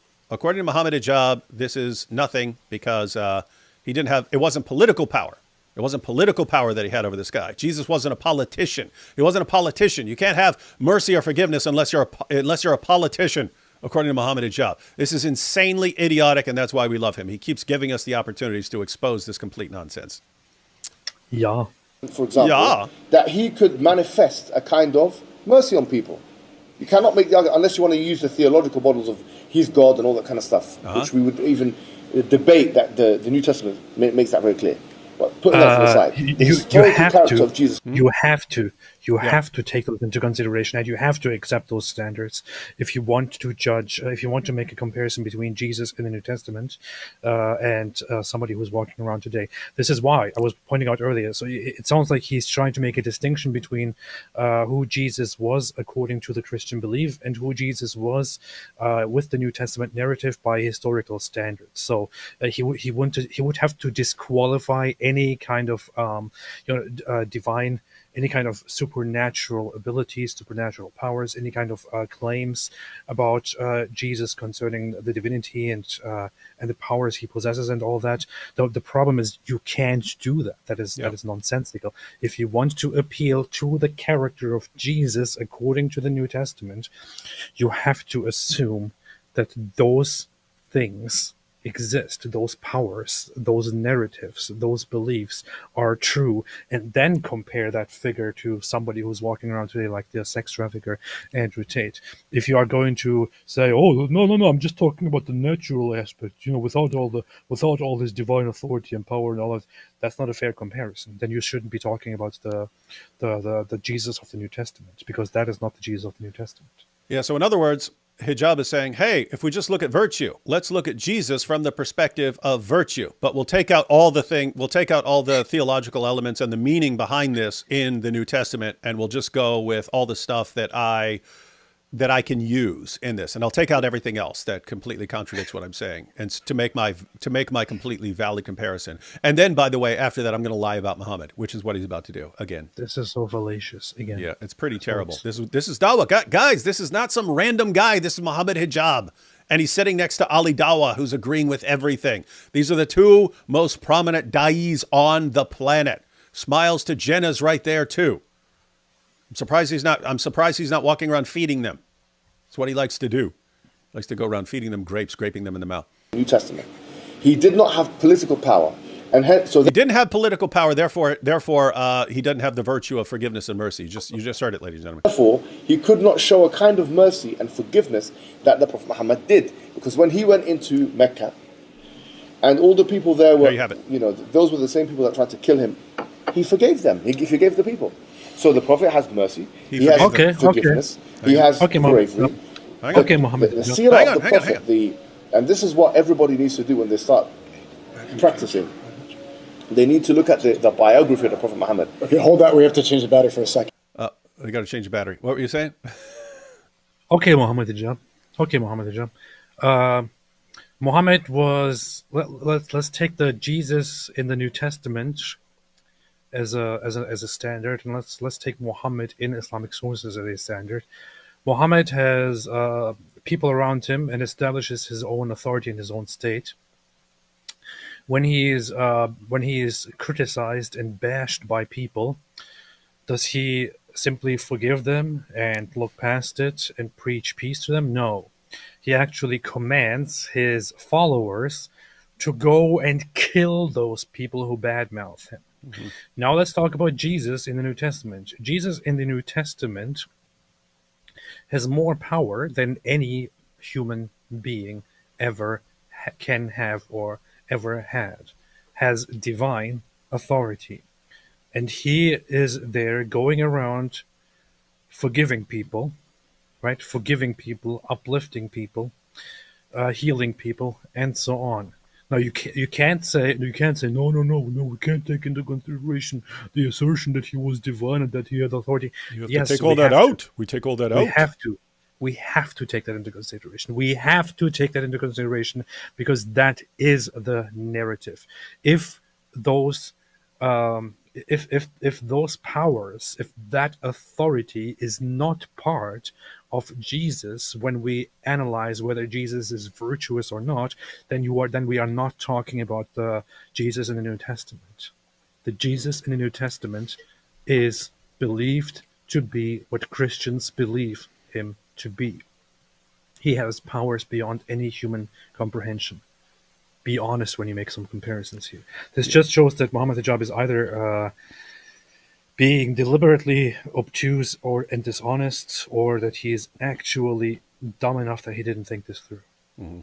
And so it would be a guy. So he's, hey, I'm showing that the Jesus of the New Testament is not virtuous. And in order to show that, I'm going to take out all the stuff that shows that he's virtuous. So all the stuff that actually applies to these virtues, I'm going to take all that out and pretend it's not there and say, well, I'm not talking about that. I'm not talking about that. And then I'm going to compare that Jesus. So anyway, but yeah, let's let him finish his point. So they have to change the battery. I cut out the break here. That's fine. The highest form of jihad is to speak against a tyrant. Yeah, he did that. Yeah, sure. I'm just saying, compare the two. So what you're basically. Oh, it looks like someone. So it looks like someone behind the camera was saying the highest form. So someone said the highest form. I didn't make it out because I wasn't listening to my headphones there. But if someone said the highest form of jihad is speaking out against a tyrant, and they say Jesus did that, and then he said, "Oh yeah, but I'm not talking about that. I'm not talking about that." So anyway, so he's saying, hey, according to the standard of Muhammad, Jesus would actually be brave. And so anyway, we'll see what Hijab says. Point is, Muhammad, peace be upon him, is more brave than Jesus, peace be upon him. No. I wouldn't put it like that. We're talking about their narrative, the New Testament narrative. If we're being objective, we get if we're being objective, yeah, Muhammad Hijab is being objective here. He's just being objective. When he lies about Muhammad, he was always on the front lines. Yeah, when he lies about Muhammad, and then he completely misrepresents Jesus in the New Testament and says he's responding to Jesus in the New Testament, he's being objective in here. He's just to be clear, he's being objective because he just said he was. I want to point out this is very important, and I just want this to be clear. Especially if you're saying, if we are being objective and you're evaluating Jesus in their narrative, in the biblical narrative according to the New Testament, then you have to, whether you believe in Christianity or not, whether you believe in the Bible, whether you believe in the New Testament or not, you have to evaluate Jesus in such a way that he is God, and he is the Son of God, and he has powers that are divine, that no human has, and then evaluate his actions. Yeah. In other words, you could agree. You could sit here and agree with what Muhammad Hijab is saying. It's just that's not the Jesus we believe in, dude. Everything you're saying is not the Jesus I believe in. So who are you attacking? You're not going after the Muslim Jesus. You're not going after the Christian Jesus. Who are you? Who are you going after? Anyway, just finished watching Chef Logic, Avery, Cook, Hamza, Rumsey, and Muslim Cowboy in a 3-on-1 stream. What a barbecue show to watch, AP and D-Wood. I bet you if you go to the comments in the Muslim video, oh, Muslim dawah is so powerful and strong. And if you go to anyone else, Christian, atheist, Hindu, whatever, they're like, wow, these dawah guys are a joke. Cam says, love the streams, gentlemen. Keep destroying dawah. However, I cannot help but dislike AP immensely. Welcome to the club. Not because of anything he did personally, but just because he's a Turk and I play a lot of EU4. I'm sure he'd understand.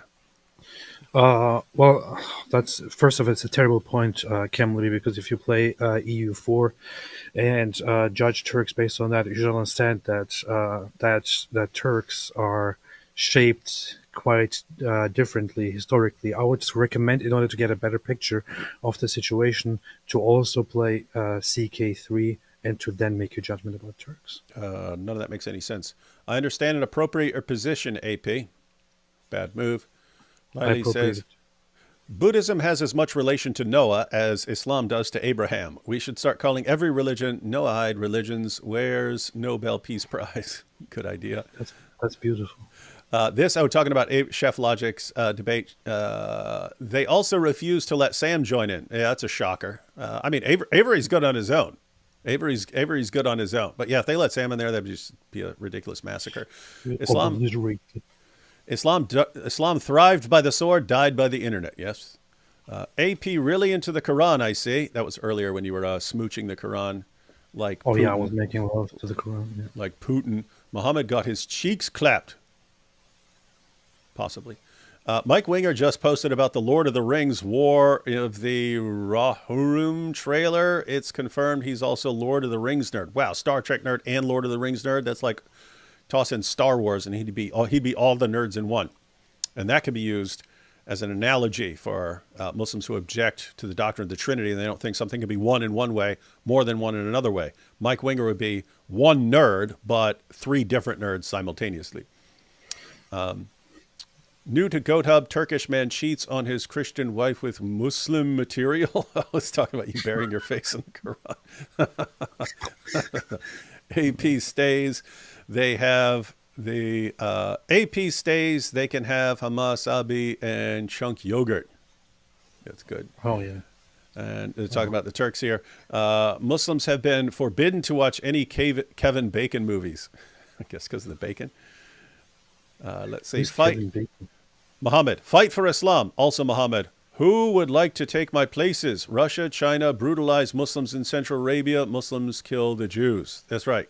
So that's pointing out that, hey, look at what China is doing to Muslims. And then what are Muslims obsessed with? Killing the Jews and so on. The smallest, tiniest little group there. All right, back to Hijab here. So he's pointing out that Muhammad had political power, and so he can show true mercy. I'm hoping he gets right back to that point here because it's really bad and stupid.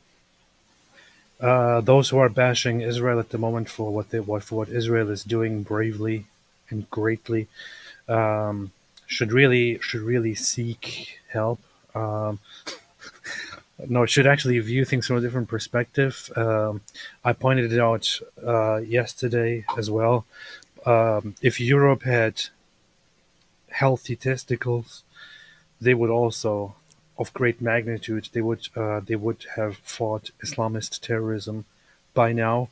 Unfortunately, Europe does not have healthy testicles of great magnitude. Israel does, however, which is why they are fighting. And we should be supporting the one the one force right now that is standing up against Islamist terrorism and Islamist conquests and advancements, and that is Israel, which has very healthy and very large testicles.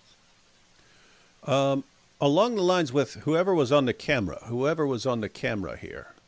By the way, we should, I mean, depending on what happens, unless things just completely die down here, we might want to do a show going through the situation with Israel and Hezbollah in the very near future. See what's going on. Yeah. Keep everyone updated. Right here, as far as courage goes, 7 woes to the scribes and Pharisees. So there were hypocritical religious leaders who were, in good Islamic fashion, telling other people to do things that they themselves were. Anyway, they're basically hypocritical, doing things for show, telling other people to do things that they weren't willing to do themselves, and so on. Exactly what you find Muhammad doing. Everything's for show. He gets a good reputation, violates his own commands, breaks his own oaths, and so on. This is all fine. And what does Jesus ultimately say? But woe to you, scribes and Pharisees, hypocrites! What is his main objection to everything? Hypocrisy. What is Muhammad's cardinal virtue? Hypocrisy. What is Muhammad Hijab's cardinal virtue? Hypocrisy. What is Jesus blasting away at? Hypocrisy. But woe to you, scribes and Pharisees, hypocrites, for you shut the kingdom of heaven in people's faces. For you neither enter yourselves, nor allow those to go in who would enter to go in. Woe to you, scribes and Pharisees, hypocrites, for you travel across land and sea to make a single proselyte, and when he becomes a proselyte, you make him twice as much a child of hell as yourselves. Woe to you, blind guides, who say, if anyone swears by the temple, it is nothing, but if anyone swears by the gold of the temple, he is bound by his oath. You blind fools! For which is greater, the gold or the temple that has made the gold sacred? And you say, if anyone swears by the altar, it is nothing, but if anyone swears by the gift that is on the altar, he is bound by his oath. You blind men! For which is greater, the gift of, or the altar that makes the gift sacred? So whoever swears by the altar swears by it and by everything on it, and whoever swears by the temple swears by it and by him who dwells in it. Whoever swears by heaven swears by the throne of God and by him who sits upon it. Woe to you, scribes and Pharisees, hypocrites! For you tithe mint and dill and cumin, and you have neglected the weightier matters of the law, justice and mercy and faithfulness. These you ought to have done without neglecting the others. You blind guides, straining out a gnat but swallowing a camel. Woe to you, scribes and Pharisees, you hypocrites, for you clean the outside of the cup and plate, but inside they are full of greed and self-indulgence. You blind Pharisee, first clean the inside of the cup and plate, that the outside also may be clean. Woe to you, scribes and Pharisees, hypocrites, for you are like whitewashed tombs, which outwardly appear beautiful, but within are full of dead people's bones and all uncleanness. So you also outwardly appear righteous to others, but within you are full of hypocrisy and lawlessness. What's he doing? He's calling out the religious leaders of his time for hypocrisy. These are people who have sway with the Roman leaders and can have him executed. And they do shortly after this. And he knew it would happen somehow, calling out hypocrites who can have him executed. That's not bravery, because he wasn't a politician, you see. He wasn't a politician. Another little situation here, since we're on the topic. This is from John 2. Jesus clears the temple courts. When it was almost time for the Jewish Passover, Jesus went up to Jerusalem. In the temple courts, he found people selling cattle, sheep, and doves, and others sitting at tables exchanging money. So he made a whip out of cords and drove all from the temple courts, both sheep and cattle. He scattered the coins of the money changers and overturned their tables. To those who sold doves, he said, "Get these out of here. Stop turning my Father's house into a market." His disciples remembered that it is written, "Zeal for your house will consume me." So he's cleansing the temple courts of people who were using it to make money for their own personal gain. He calls out hypocritical religious leaders. According to Muhammad Hijab, he's a pathetic weakling and a coward because he wasn't a politician. He wasn't a politician, and he wasn't going out slaughtering people in the name of Allah. So he's a little weakling. You heard it. You heard it here, folks. So Jesus basically In said, definition from What's that? Jesus basically said, but the people are... Yeah. Yep. Yes. Yes. All right. So where's Hijab going with this? Anyway, guys, the point is, I mean, he's saying, "Oh, you're not." I don't even know what to do. This is so insanely stupid. He's saying, "Oh, Jesus wasn't forgiving because he didn't have political power," even though the Jesus there is God who, instead of judging, enters creation specifically to show mercy by dying by accepting the punishment that other people deserved. But that's not merciful. Forgiveness, Hijab says, Jesus didn't have political power over people, so he wasn't forgiving, even though he pronounced it. I mean, on the cross he says, "Forgive them, Father. They don't know what they're doing." But even during his life, when he would say, "Your sins are forgiven," he shows by performing miracles that he has power over these situations. And in addition to all that, Jesus wasn't brave because he didn't go around hacking people up in the name of Allah, even though he faces death in one of the worst manners ever devised by human beings. So that's the hijab we're dealing with. He's saying this Jesus is not brave, he's not forgiving, and he's not merciful because he's not a politician. Classical times until modern times of what the word bravery means, apply it to the seerah. Once again, use AI. Apply it to the seerah of the Prophet Muhammad versus the New Testament and see which of the two fits that definition more. I'm sorry to say there's no comparison because in the seerah you have moral bravery, which is speaking... Hey, Mukau, gifted 5 memberships. What'd you say? He said use AI. Is that what he just said? Use AI? Did he say that? I think I'm going to do that now. Since he said use AI? Yeah, I'm going to see that. I'm going to show the results. Who's more virtuous? Who's more virtuous? The AI or yeah. Well, the AIs are pretty pro-Islamic. I've heard. Not really. That's good. All right, let's see where he's going with this because he's already lied, saying Muhammad forgave everyone. I think he says he forgave everyone. Let's see if he comes back to this. It's different to, let's say, physical bravery, right? You have moral bravery where the Prophet ﷺ spoke out against tyrants and so on, but you also have the physical one. Whereas you don't have as much evidence of physical bravery from the historical character of Jesus according to the New Testament. So I'm just saying that, obviously for us, Jesus Christ is a beloved, infallible prophet. So you take people, just to be clear, you take people like Martin Luther King Jr., who wasn't out fighting. He's not brave, according to Muhammad Hijab, because he's not killing. If he were to kill, then this would show that he's brave. But because he went out and engaged in what's called passive resistance, he's resisting, but he's not attacking back. Therefore, he's not brave. Gandhi, going up against the British with passive resistance, he was not brave. He was not brave. It was not brave of him to do that. Well, Gandhi was a little bit of a jerk anyway. Two different things. Could be the biggest jerk in the world. Was he brave? That's the question. According to Hijab, no, because you have to be slaughtering people in the name of Allah. But so Martin Luther King was a weakling. He was a weakling. By the way, he should also clarify at that point that Malcolm X was also a weakling. He was also not brave. I'm pretty sure that they would love that. But in comparison to that, of course, Andrew Tate, he was brave. Yeah, that's where he's going with this. Weaklings, because he was a brave KFC fighter. That's what he was, yeah.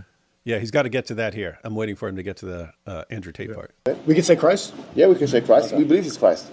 Yeah, Christ, Messiah. He just called him Christ, and Sneak was like, we could call him Christ? So he hasn't learned that yet, and since he's been a Muslim. He hasn't learned that Jesus is the Messiah, according to Islam. This is new information to him. So, yeah, Sneako's doing a bang-up job of being taught Islam by these guys. Assalamu alaikum, dude. How are you, bro? Good to see you. Assalamu alaikum. How are you doing? Okay. But from an Islamic perspective as well, look, everyone's going to run away from the Dajjal, right? The Antichrist. Yeah? Who's the one that's going to fight him? Isa alayhi salam. Our narrative, he's the bro. Everyone's going to run away from the Antichrist, and he's the one that's going to fight it. That's the Jesus we know. It's everybody, or I thought it was 90% of people? Everyone's running. Even Mahdi. There's nada. You're running too?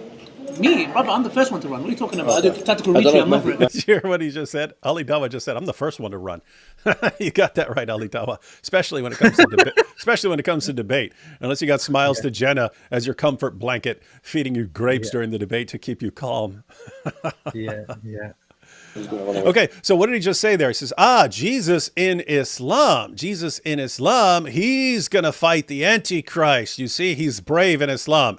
So now they're taking the second coming into consideration.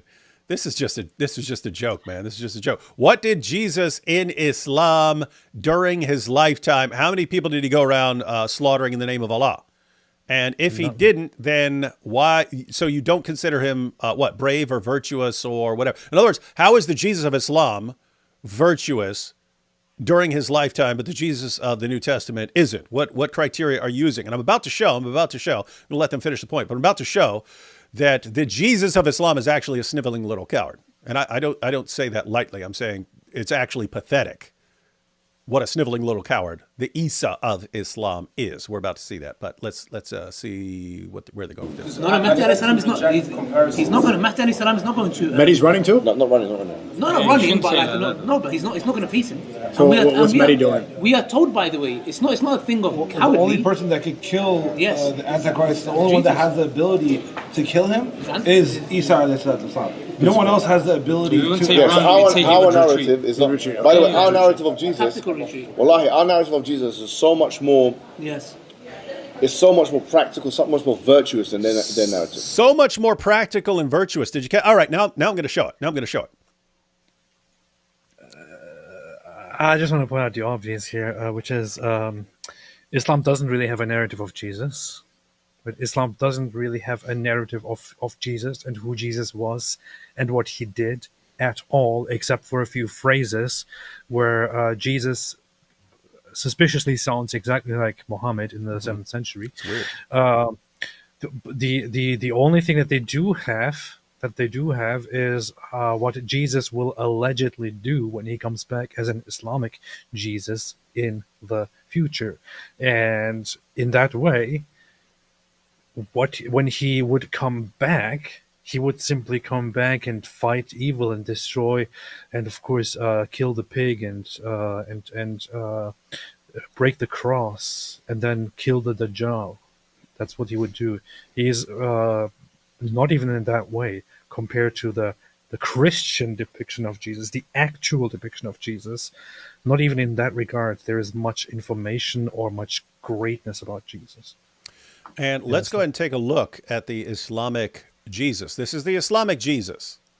So the Jesus of the Bible faces death. When people come to kill him, he faces death and is executed.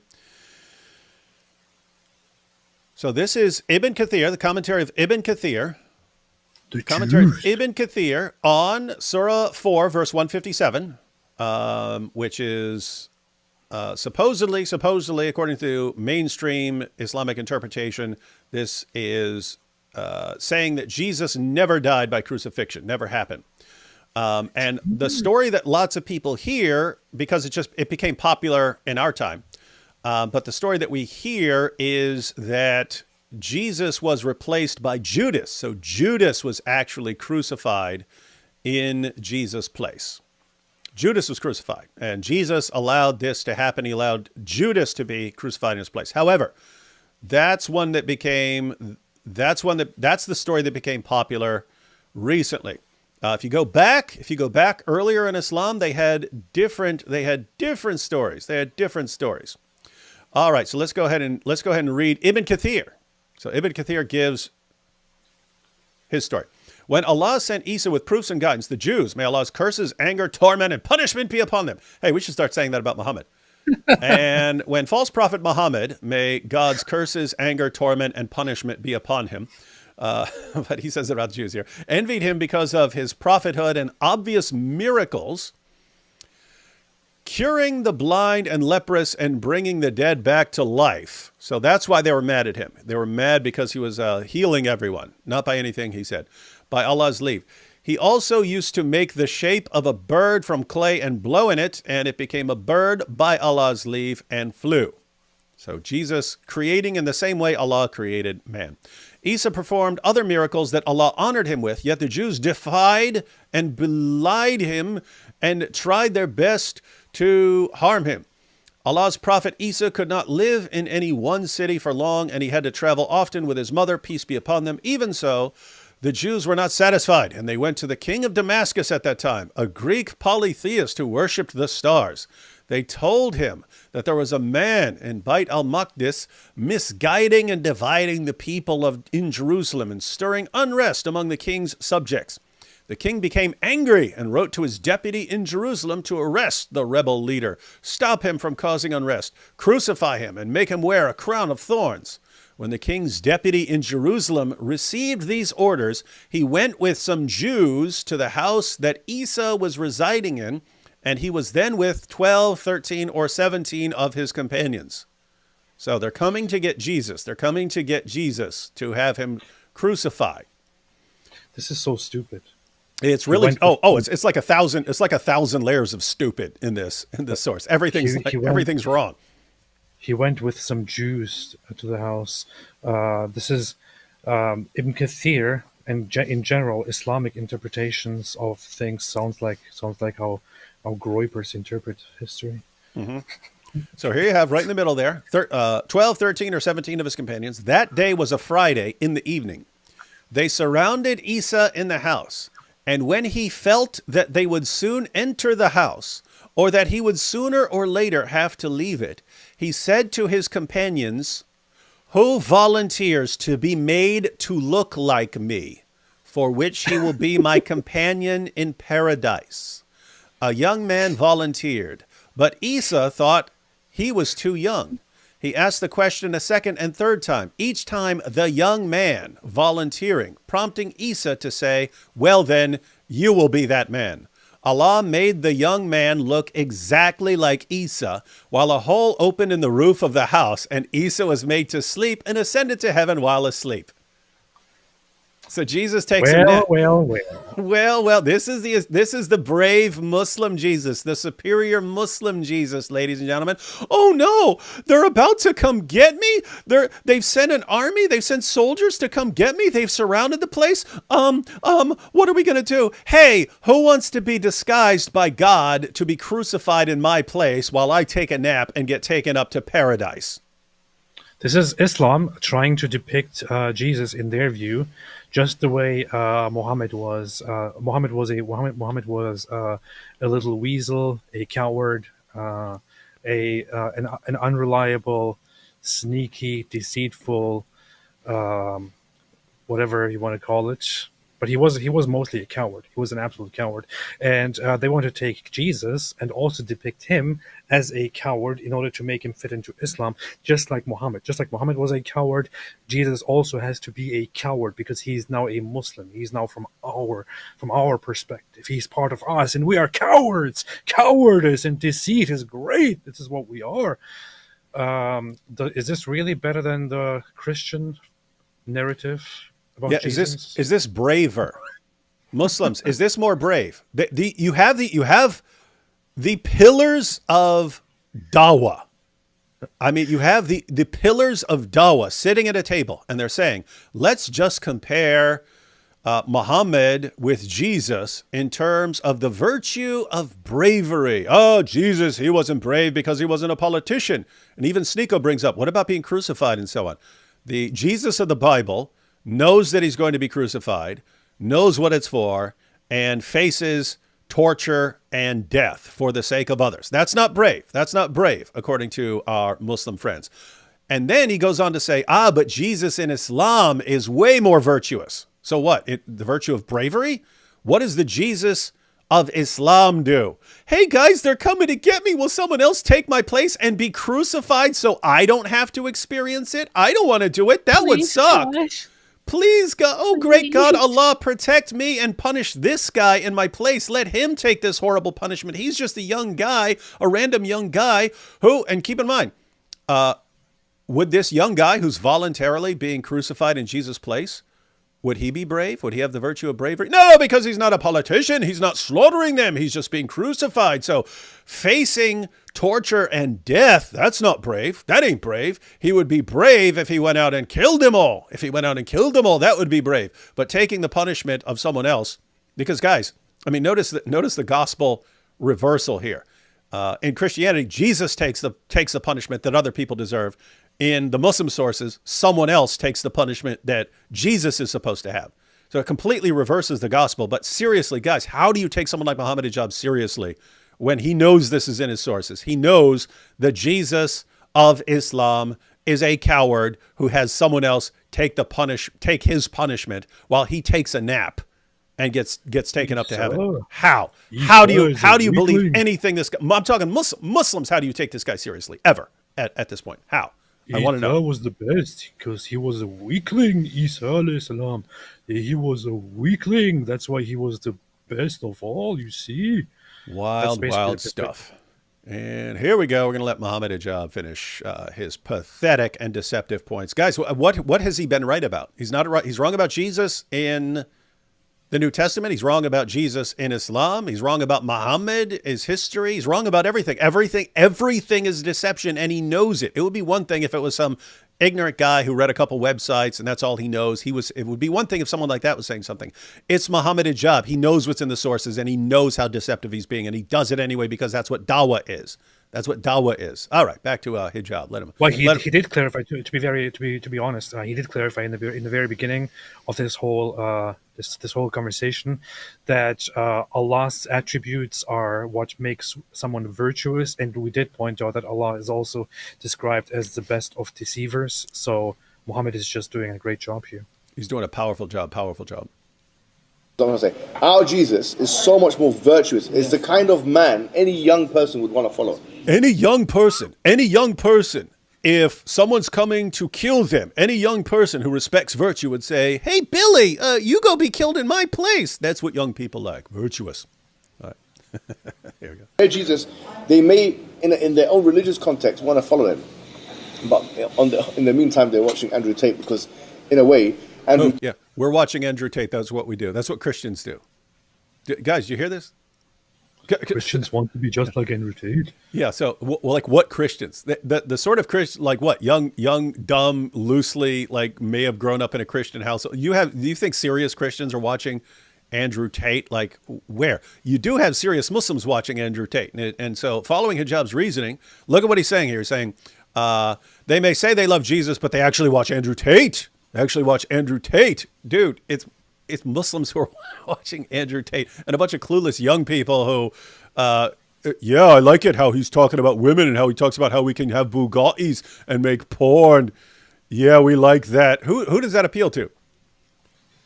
He's saying it's a bunch of Christians watching this because Jesus isn't appealing enough for us. In the meantime, they're watching Andrew Tate because, in a way, Andrew Tate, the character of Andrew Tate, has certain things that the New Testament Jesus doesn't have. Oh, man. Look at Sneeko. Look at Sneeko. Again, Sneeko is the voice of reason here. He's like, oh, my goodness.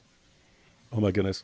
He just said, Andrew Tate, he says certain virtues that Jesus doesn't have. And what he's talking about is he's more of a man. Why? Because look at him. Look at what he did. He got a Bugatti on the backs of his girls that he manipulated into doing porn, like our prophet manipulated us into doing dawah. He's more of a man. He's more manly than Jesus, who faced death. What's funny, AP, is you pointed this out before. Andrew Tate used to circulate a picture of him being crucified for other people. Yeah. So wait a minute, that's Andrew Tate saying I want to be like Jesus. I want to be like Jesus here. And then you've got Muhammad Hijab. No, Christians pretend to like Jesus, but they actually like Andrew Tate. This is like King of Dawah here. This is King of Dawah, and Sneeko's going, oh my goodness, look at this. What is this guy saying? This is awesome stuff. That's the truth. They're going to be angry on that one. It doesn't matter. No, we're going to love it. I love it. Well, effectively. We're going to love it. The New Testament Jesus, I'm sorry to say, is a contradictory figure. Because you've got him when he's got no power, yes, he's acting in a very forgiving, you could call it way, very placid way, very docile way. Docile? Woe unto you, scribes and Pharisees, you hypocrites. That's docile. Flipping over tables in the temple. That's docile. This is so ridiculously stupid. He's contradicting himself within just 1 minute, so blatantly. Listen to what he's saying here. Continue. Listen to what he's saying. He's contradicting himself so badly. It's so stupid. Yeah, and I'll explain. But you will be able to see it anyway. Continue. Let's see. Yes. But then when he comes back, the biblical narrative. When he comes back in the book of Revelation, what does he do? He kills the prostitute, Jezebel, this and that. Why? Yeah. So the moment you get power, you start. It's a killing spree now. Muhammad, peace be upon Pause. He is contradicting himself within just 1 minute so blatantly. He just described Jesus in the Islamic narrative as much better and makes much more sense, not because of the things that Jesus did in his lifetime when he was here before he ascended to heaven, according to the Islamic narrative, but because of what he will do when he comes back. And when he comes back, he will have power. He will have power given to him by Allah to come and to take out the Dajjal and to have the great power to kill the pigs and destroy the cross and so on. This is why Jesus is much better within the Islamic context. That's what he said. That's what he just said within just 1 minute, within this very same minute. Now he's suddenly saying that the Christian narrative of Jesus is actually nonsensical, and Jesus is not virtuous and not brave in Christianity, because when he was here, he was all peaceful and forgiving and docile and didn't do anything. But when he comes back, then he will be powerful, and he will do justice and destruction and this and that. Excuse me. First off, the New Testament narrative, the Christian narrative, is the only narrative where we actually have a coherent depiction of Jesus when he was alive and when he comes back.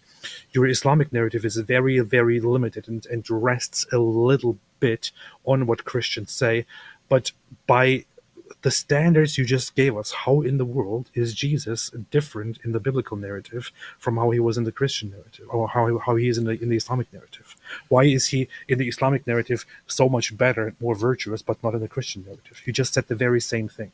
Yeah, guys, did you catch that? Because that's something to share everywhere. Hijab, So right in front of stupid. everyone's face, just said, oh, Jesus is so great in Islam because when he returns, unlike when he was here the first time, when he returns, he's going to conquer the Antichrist, he's going to slaughter, blah, blah, blah, blah, blah. You see, he's so much more based in Islam.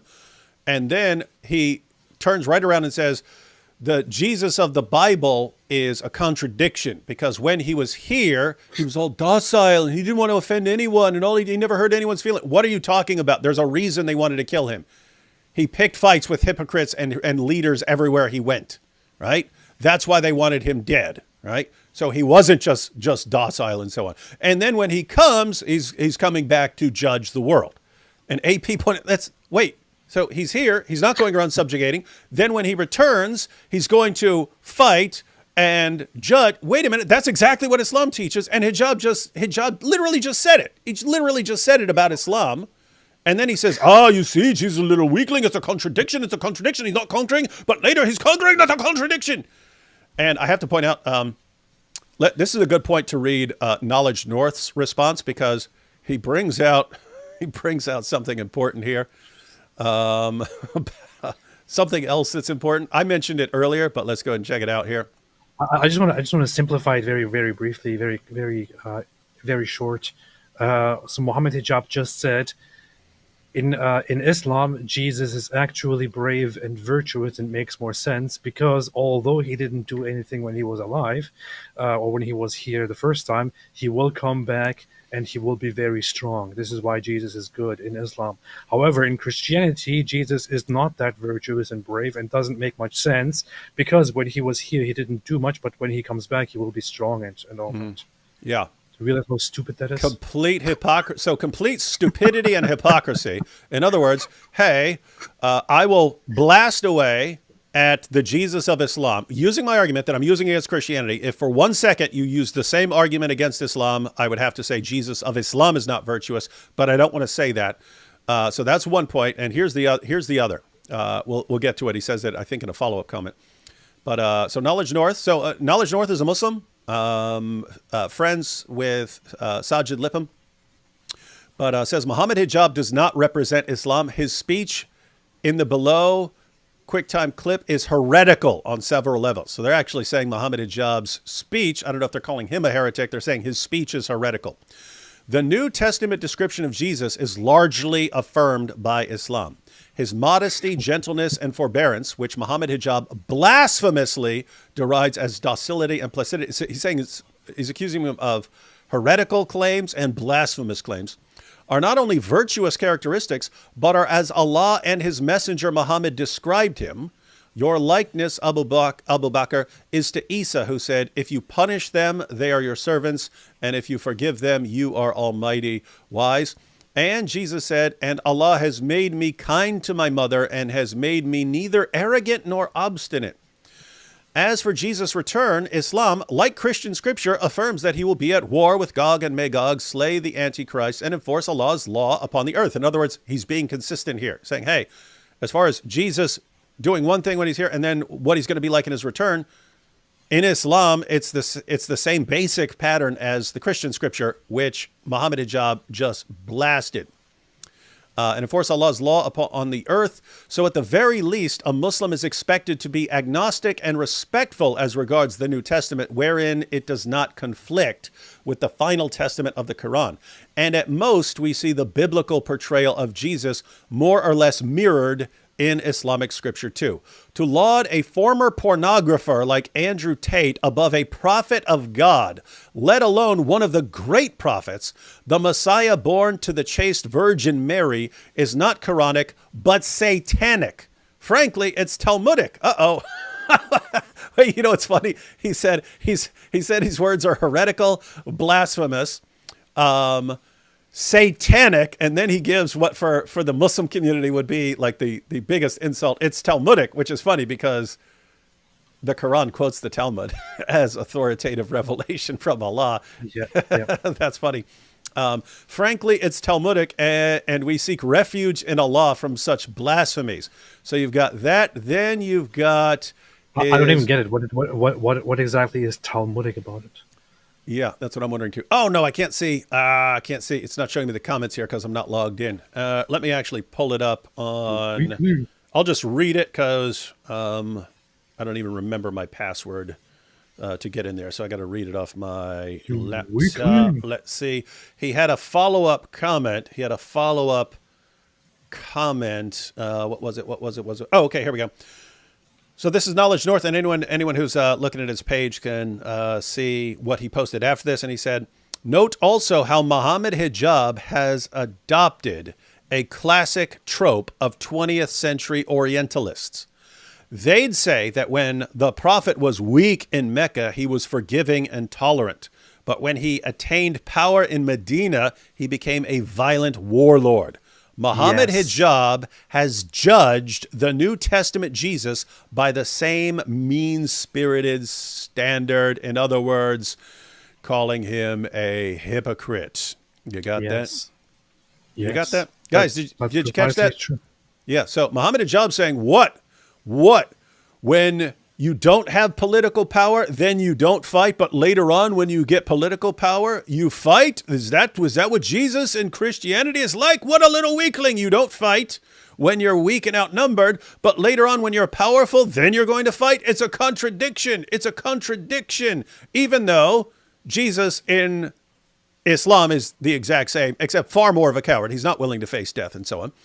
So that's one massive point. The other is, if you're saying, oh, when you're weak and outnumbered, you don't fight, but later on when you have an army, you fight, that shows that if you're saying that makes you a coward, that's exactly what Muhammad did when he's the persecuted prophet in Mecca. Don't fight, guys. Don't fight. To you be your religion. To me be my religion. God will judge, but let's not fight. Later on when he has the army, it's everyone submit or die. So Muhammad stands condemned as a sniveling little coward, according to the standard Muhammad Hijab just laid down. And that's not according to us. That's according to other Muslims. That's according to other Muslims who aren't on the, let's just mindlessly agree with any stupid thing some dawah guy says. These are, so the point is there are actually people like Knowledge North and others who are looking at this going, guys, how did we get like this? How do we get to where we'll just cheer for any stupid, blasphemous, satanic nonsense that a dawah guy says because he's on our side, and so we'll just mindlessly agree with everything he says? How is our community like this? There's a problem here, and it is a problem because Muhammad Hijab, millions of followers. Knowledge North, not so much. Why? He's not running around, hey, me strong than you, me strong than you. Andrew Tate, we love Andrew Tate, him strong. What? Knowledge North makes some good points, although eventually he's a little bit deluded and plays into some weird ideas as well. However, I would suggest for more recognition for your ideas, Knowledge North, to go out there and to start by yelling, shouting, showing your face, shouting, going on stage, taking your shirt off, saying, "Take this, you sons of bitches," and then. That's things what like that in order to be famous. So that's what's funny, and I have to say there are Muslims who are I've seen Muslims doing that. In other words, I've seen like ordinarily calm Muslims who are kind of recognizing, oh, this is what works in dawah, and they start acting like more aggressive and more hijab like. And so this dude is just wreaking havoc in the dawah community. Everything he's saying that is impressive to his fans is stupid nonsense to other people. And he gives us the opportunity to expose this stupid nonsense.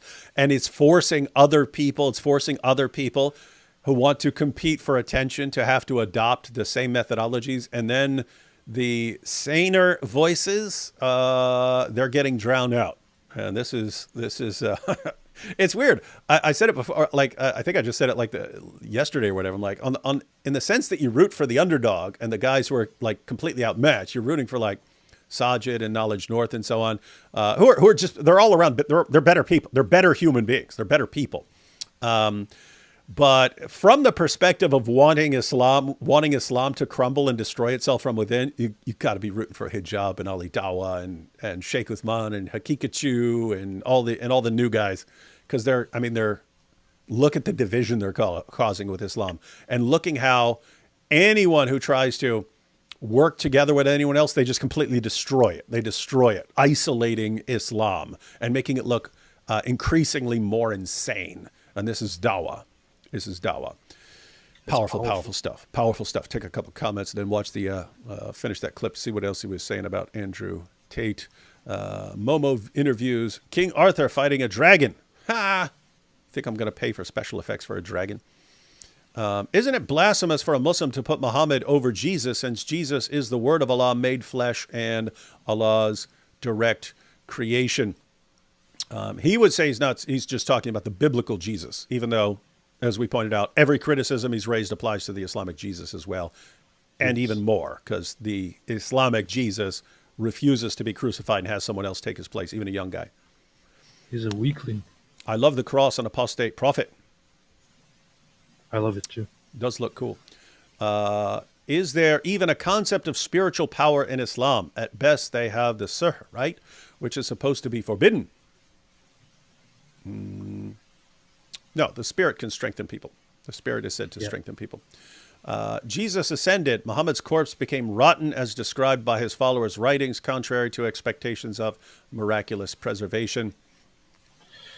That's pretty Islamophobic. Human babies in the womb are not protected by unalienable rights, among which are life, liberty, and the pursuit of happiness, the Declaration.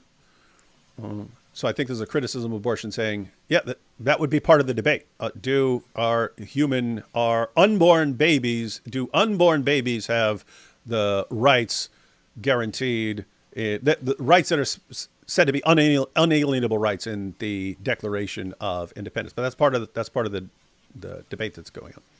Babies are weaklings. Yes. What are you going to do? You're going to be a baby and not fight, but later on when you're big and strong, then you're going to fight. Ha ha, you hypocrite. You can't be described as virtuous. The fact that Jesus is so contradictory to Mojab's brave idea of who Jesus should have been makes the Isaiah 53 prophecy, lamb to the slaughter, even more powerful. He's really overusing the term contradiction and contradictory. He really needs to calm down with his usage of that word. Yeah, it's embarrassingly bad, but my goodness, do we love it. Muhammad Sneeko, can you please? I'm begging you, please do like 10 more shows, like probably once per month. Please, once per month, go visit Muhammad Hijab. It could be in a restaurant. It could be like in a hotel room. And just get the guy talking. Bring up Alex Jones, bring up Jesus, bring up Andrew Tate, and just let that guy go. Just let him go as long as he wants. That would be awesome. Love the show. Learn so much from you guys. It's what we do. Hilaria says, Oh, does Paradox transfer CK3 games forward as well? This is starting to sound like some Mike Winger stuff. Why did I come back to Europe's testes? Yeah, I was pointing out that Europe doesn't have big testicles. Yeah. Do you see Islam imploding in time to save the UK and Europe? Yeah. Ironically, I think it's going to implode in a bunch of Muslim countries before it implodes in European places. In other words, it might be this weird situation where as Islam is crumbling from within, because it already is, in Muslim countries, it's going to be growing and expanding in non-Muslim countries. And so it's going to be this interesting situation. The Third Orange said, been a while, but wondering if AP knows about the fist fight that broke out at the Turkish parliament about a week ago. No, I don't know about it. I don't follow it very much, but it's just violence is always part of Turkey, and just fighting instead of talking and reasoning is part of it. That's what you get when you have a culture where thinking is not very much appreciated. Mm-hmm. You heard it here, folks. More racism. If the trajectory continues as it is, I'm going to choose the cow. Muhammad Hijab is going to make lots of people choose the cow, and for that we love him. Yeah. What Bible are you using? And AP, what do you mean? On the screen? The passage from Matthew was the ESV. You see, there are so many Bibles. Yeah, there's a version. And then John 2, I just used NIV. Those are the ones I normally use NASB, ESV, or NIV in. Why are there so many versions? You see, there's only one Quran, but there are so many Bible versions. and AP, I'm still looking forward to reading nothing, finding Jesus. Keep up with the good work. That would be a funny title for your biography. Reading nothing, finding Jesus. That should be seeking nothing. But yes. No, reading nothing. They're saying you don't read, and so how you found Jesus anyway. Yeah. Oh yeah, but seeking nothing would work too. Reading nothing is funny too. All I do is watch videos.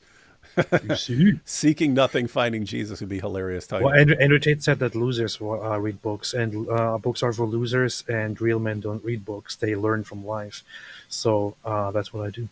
Oh, okay. Yeah, she did fix it. She did. I say either one would work. Reading nothing, finding Jesus, that works because it's the perfect description of AP. And then seeking nothing, finding Jesus would work as well, although it would have a little bit of a different meaning. Second coming, jizya for everyone. No, he abolishes the jizya when he returns. Yes. Sneeko is going to defect within the next week. We'll see. It seems like he's pretty thoroughly...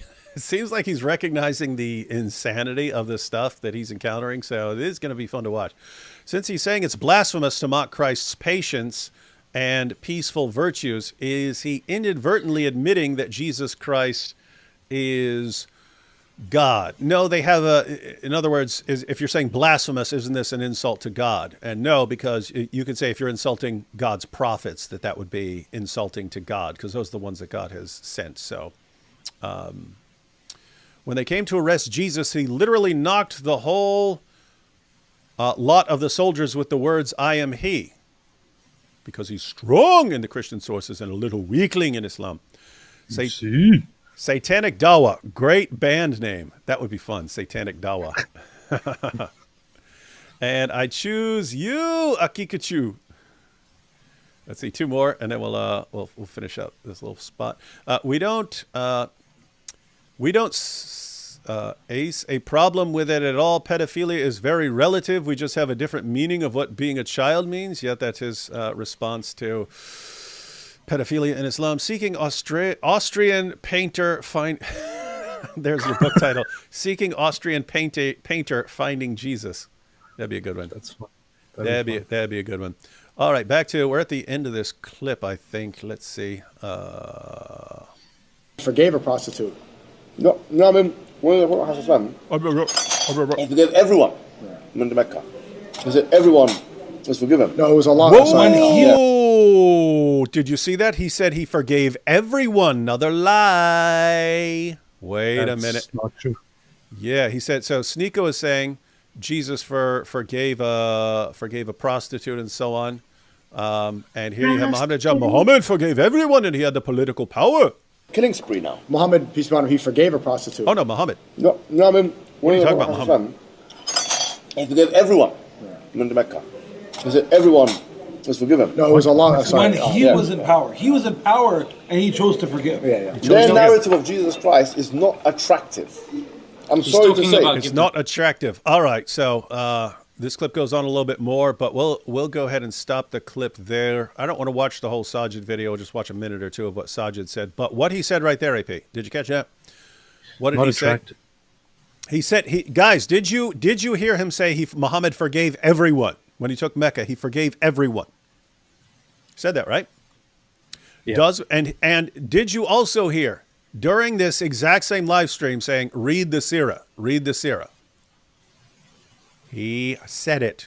Go to the Sirah, read the Sirah. Okay, let's read the Sirah about Muhammad taking Mecca. And you have to keep in mind, Muhammad's ultimate goal with the people like of his own tribe and so on was for them to submit to him. So once they submit to him, that's what he really likes. There were people who insulted him that he didn't really care about, and they got a little bit different treatment here. So here you have, and this is how Muhammad Hijab reads this. The apostle had instructed his commanders when they entered Mecca only to fight those who resisted them, except a small number who were to be killed. So Muhammad Hijab say they had instructed his commanders when they entered Mecca only to fight those who resist them. You see, he's forgiving everyone. Let's keep reading. Except a small number who were to be killed even if they were found beneath the curtains of the cup. Wait a minute. He said kill certain people even if they're found beneath the curtains of the cup, even if they're hiding? Wait a minute. So only kill people who resisted, except other people that you kill no matter what they're doing, even if they're not resisting, even if they're hiding. Even if they're hiding, kill them anyway. What did Hijab say? He forgave everyone. And he's saying, go to the Sirah. Let's read. Except a small number who were to be killed, even if they were found beneath the curtains of the Kaaba. Among them was, this is what AP brought up earlier, Abdullah bin Saad, brother of blah, blah, blah, blah, blah. The reason he ordered him to be killed was that he had been a Muslim and used to write down revelation. Then he apostatized and returned to Quraysh and fled to Uthman bin Affan, whose foster brother he was. So this guy had the advantage of being the foster brother of Uthman. So guys, again, this guy apostatized because he realized Muhammad was letting him edit the Quran. This guy had a knack for making the Quran better. There are parts of the Quran that are in the Quran today that came from Abdullah ibn Abi Sar.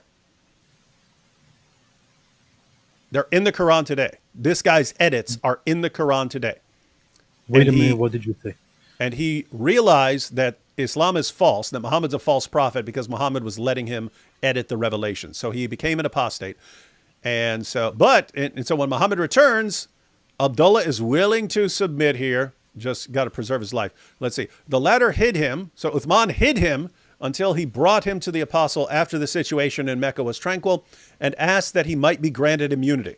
So this is Uthman asking Muhammad, hey, can you grant him immunity? They allege that the apostle remained silent for a long time till finally he said yes. Eventually he said yes. You see, he showed mercy. When Uthman had left, he said to his companions who were sitting around him, I kept silent so that one of you might get up and strike off his head. One of the Ansar said, then why didn't you give me a sign, O apostle of God? He answered that a prophet does not kill by pointing. He's like, you guys are supposed to know that I wanted him dead. I'm not going to give you a signal. You idiots. You idiot morons. So guys, think about this. He has Uthman. Muhammad, can you please let this guy live? Can you please let him? He's my foster brother. Can you please let him live? Muhammad sits there waiting for one of his companions to jump up and hack the guy's head off. And when no one does anything, he doesn't want to give a signal. So finally he says, yes, I'll let you live. And then he's mad at his followers for being more merciful than him because he wanted to kill the guy. Again, why does he want to kill the guy? Why does he want to kill the guy? Because the guy recognized that he's a false prophet, became an apostate. Another, bottom here, another was Abdullah bin Qatal of Banu Taim bin Ghalib. He had become a Muslim, and the apostle sent him to collect the poor tax in company with one of the Ansar. He had with him a freed slave who served him. He was a Muslim. When they halted, he ordered the latter to kill a goat for him and prepare some food and went to sleep. So he tells a freed slave, he's still treating the freed slave like a slave, and he says, hey, we're going to sleep now. Kill a goat and prepare me some food, and went to sleep. When he woke up, and he found that the man had done nothing. So he attacked and killed him and apostatized. So this guy became an apostate. He's in race. Like anything would cause these guys to become apostates back then. All right. So far, you say, okay, he's an apostate. So that's a death sentence. And he killed a Muslim. So that would be a death sentence. And so you might say, okay, well, it's justified killing that guy. But look at what it says. He had two singing girls, Fartana and her friend, who used to sing satirical songs about the apostles, so he ordered that they should be killed with him. Who's he talking about here? Is he just talking about the people who are apostates and who committed murder? No, he's talking about singing girls who made fun of him. They had to die too. So he ordered that they should be killed with him. I thought he forgave Muhammad Hijab literally said he forgave everyone and says, go to the Sirah. We go to the Sirah. Muhammad is saying, kill all these people who made fun of me. These aren't people. If you're saying Muhammad has this great attribute of forgiveness and mercy, which you are supposed to exhibit when you are in a position of power over people, well, he gets power over these people and he says, kill them. For what? Making songs about me. So the thing is, when Muhammad Hijab says go to the Sirah, you're not supposed to actually go to the Sirah. Yeah, it's Islam's 99-1 rule. If you know Sneeko and none of his fans are ever going to go to the Sirah, you can say whatever you want. So another was Al-Huwairith, blah, blah, blah, blah, blah, one of those who used to insult him in Mecca. It's another person. He's saying kill this guy too. Another was Mikyas bin Hubaba because he had killed an Ansari who had killed his brother accidentally and returned to Quraysh as a polytheist. And Sarah, freed slave of one of the Banu Abdul Muttalib and Ikramah, Abu Jahl. Sarah had insulted him in Mecca. Why does Sarah have to die? Because she insulted him. And so you have, and by the way, some of these people survived. Some of these people were later granted amnesty and so on when they captured them and so on. But I mean, think about this. Hijab says, hey, once Muhammad had power over people, then he showed forgiveness and mercy by forgiving all of them. And you actually go there. You actually go to the sources, which the sources, he said, go to the Sirah. We go to the Sirah. And Muhammad is saying, yeah, all these people who insulted me, they have to die. They have to die. Even though I have political power over them, I have authority over them. And now I didn't before, keep in mind, he didn't before. So guys, think about this. Hijab is saying, look at Jesus in the Christian scriptures. He's all docile. He's a little weakling. Even though he faces death, he challenges the religious establishment and so on, flips over the tables of the money change, does all this stuff. But he's a pathetic little weakling. And only later at his second coming, he's going to judge people and fight and so on. And he says, what a little weakling, even though it's a pretty similar picture in Islam, except much worse as far as Jesus being a coward. But then Knowledge North points out that's exactly what they say about Muhammad. And look at Hijab here. He's saying, if you show mercy when you don't have power, that's not mercy. If you show forgiveness when you don't have power, that's not forgiveness. So Muhammad, when he's in Mecca, doesn't have power over these girls making fun of him and so on. So he lets them slide. There's nothing he can do about it. When he has authority over the people who made fun of him, he says, go hide. I don't care if these people are hiding, go kill them all. And how does Muhammad Hijab say? What does Muhammad Hijab say happened?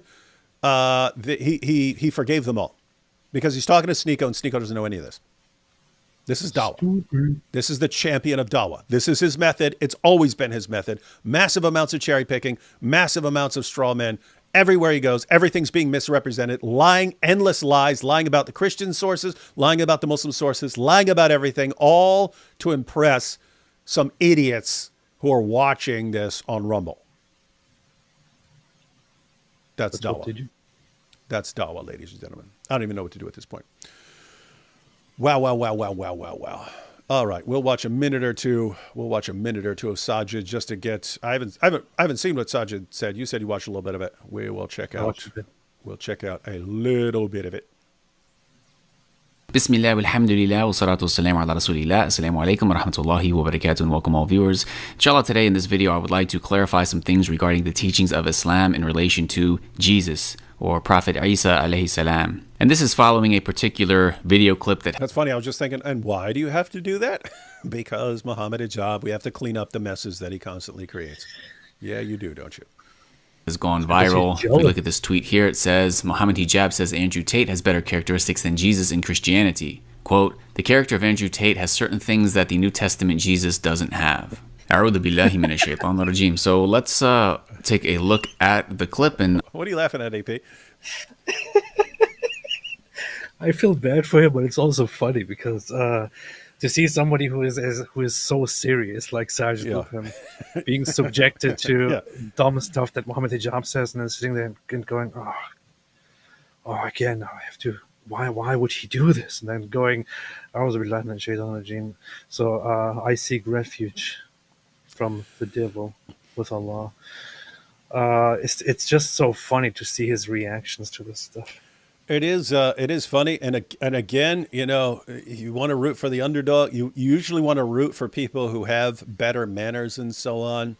But the situation these guys are in, they're going around cleaning up Muhammad Hijab's messes like Aisha was cleaning up the stains on Muhammad's garments after Diya al-Kalbi visited. It's just a sucky situation to be in. It's a messed up situation. I'll share some thoughts, inshallah, as we go through it. Hey, by the way, little side note, but this has to be pointed out. If Muhammad Hijab, who doesn't actually go out and fight, he makes sure he stays safe while other people are actually going out and fighting jihad. And then he's going around praising, oh, you're not a real man unless you're going and fighting. He never really fights ever at any point in his life and probably doesn't intend to. Coward by his definition, not according to me. Not according to me. I don't think you're a coward if you don't go out and physically fight. He said that. He's saying that. But think about this. Muhammad Hijab has a huge number of followers. Sajid has significantly fewer by comparison.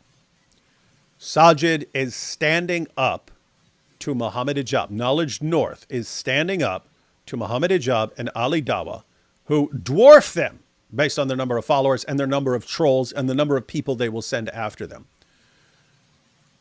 Sajid and Knowledge North are standing up against a far more powerful force in terms of what they have at their disposal, and doing it just for the sake of protecting the ummah from the nonsense that they're seeing. So, from that perspective, who's braver?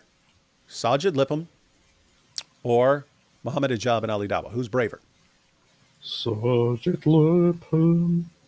Yeah, Sajid knows. Sajid knows when he goes after Muhammad Hijab, Hijab's fans are all going to come after him. Shame on you. You're siding with the kuffar. Look at you. You're siding with the kuffar against the true. You're just jealous. You're jealous. You're a weakling. You're a pathetic little weakling. Who's braver? Who's actually braver here? Who's a coward?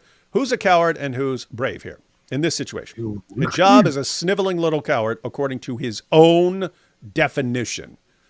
And Sajid is obviously braver, even according to Muhammad Hijab's definition, if you take out the fighting, because neither one of them are fighting. All right. Wallahi, our narrative of Jesus is so much more... Yes. It's so much more practical, so much more virtuous than their narrative. That's what I'm going to say. Our Jesus is so... By the way, so much more practical, so much more practical. The Islamic Jesus who just walks around, what does the Islamic Jesus even get done? Like, what does he accomplish?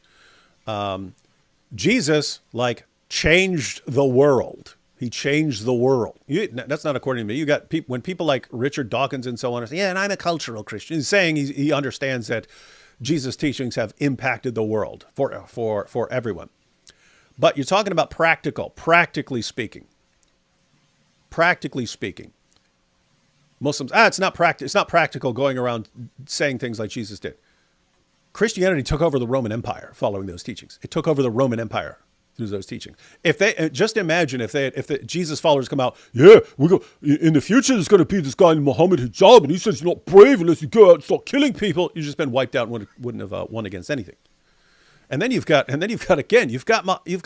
in the Quran saying he helped the true followers of Jesus until they became uppermost. And which followers of Jesus became uppermost? Which ones?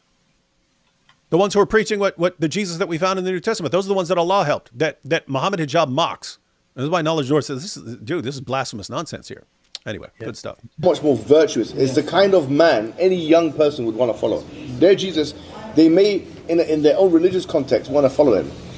But in the meantime, they're watching Andrew Tate because, in a way, Andrew Tate, the character of Andrew Tate, has certain things that the New Testament Jesus doesn't have. Oh, man.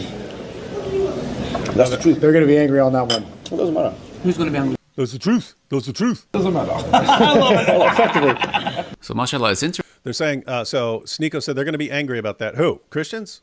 You have Muslims who are angry about that. You have Muslims who are angry about that. Look at Sajid's response here now. Let's see. Interesting how you can see Sneeko, at the very least, has like this sort of, I don't know, innate common sense to understand how problematic such a statement like that is. But let's... That was awesome, dude. That was awesome. I mean, think about that. It's weird that, because he knows that Sneeko doesn't know anything about what they're talking about. He just calls it innate common sense. Innate common sense. He's just got innate common sense that he sees how problematic this is. That's funny. This is like what we were saying before. Like when Sneeko is the voice of reason and common sense in your gathering. Guys, what does that say about Dawah? When you can sit with two of the most prominent da'is on the planet, if not the most prominent da'is on the planet, and another guy with them, and you've got Sneeko, who he just graduated from doing, whatever he's doing with all his little cam girls and stuff. And that guy is like massively more common. What does that say about Dawah? Like, what does that say about what it's become? Pretty hilarious, I have to say. Analyze this. So Muhammad Hijab is saying our narrative, meaning the Muslim Islamic narrative of who Jesus, of who Isa alayhi salam was. He's saying it's more practical and virtuous than the Christian narrative. Now, the thing is, the main difference between Jesus in Christianity in comparison to Jesus in Islam, it's not the actual character of Jesus in terms of like his qualities. In both Christianity and Islam, Jesus is seen as a merciful figure. The main difference is that in Islam, we believe that Jesus did not tell people to worship him, that he never claimed to literally be the son of Allah and part of a trinity. We believe. Hey, by the way, this is he's making an interesting and good point there. So Muhammad Hijab is blasting the Jesus that Christians believe in for not being virtuous or not nearly as virtuous as the Jesus in the Muslim sources, and certainly not as virtuous as Muhammad.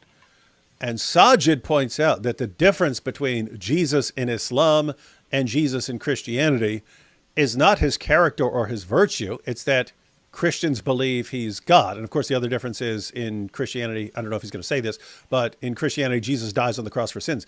In other words, as far as the character, they're not objecting to Jesus' character in Islam. They're objecting to the claim that he's divine and that he died for sins. Those are the objections. In other words, Jesus' character or his level of virtue are not up for criticism, according to Sajid. And I would say that's actually a good point.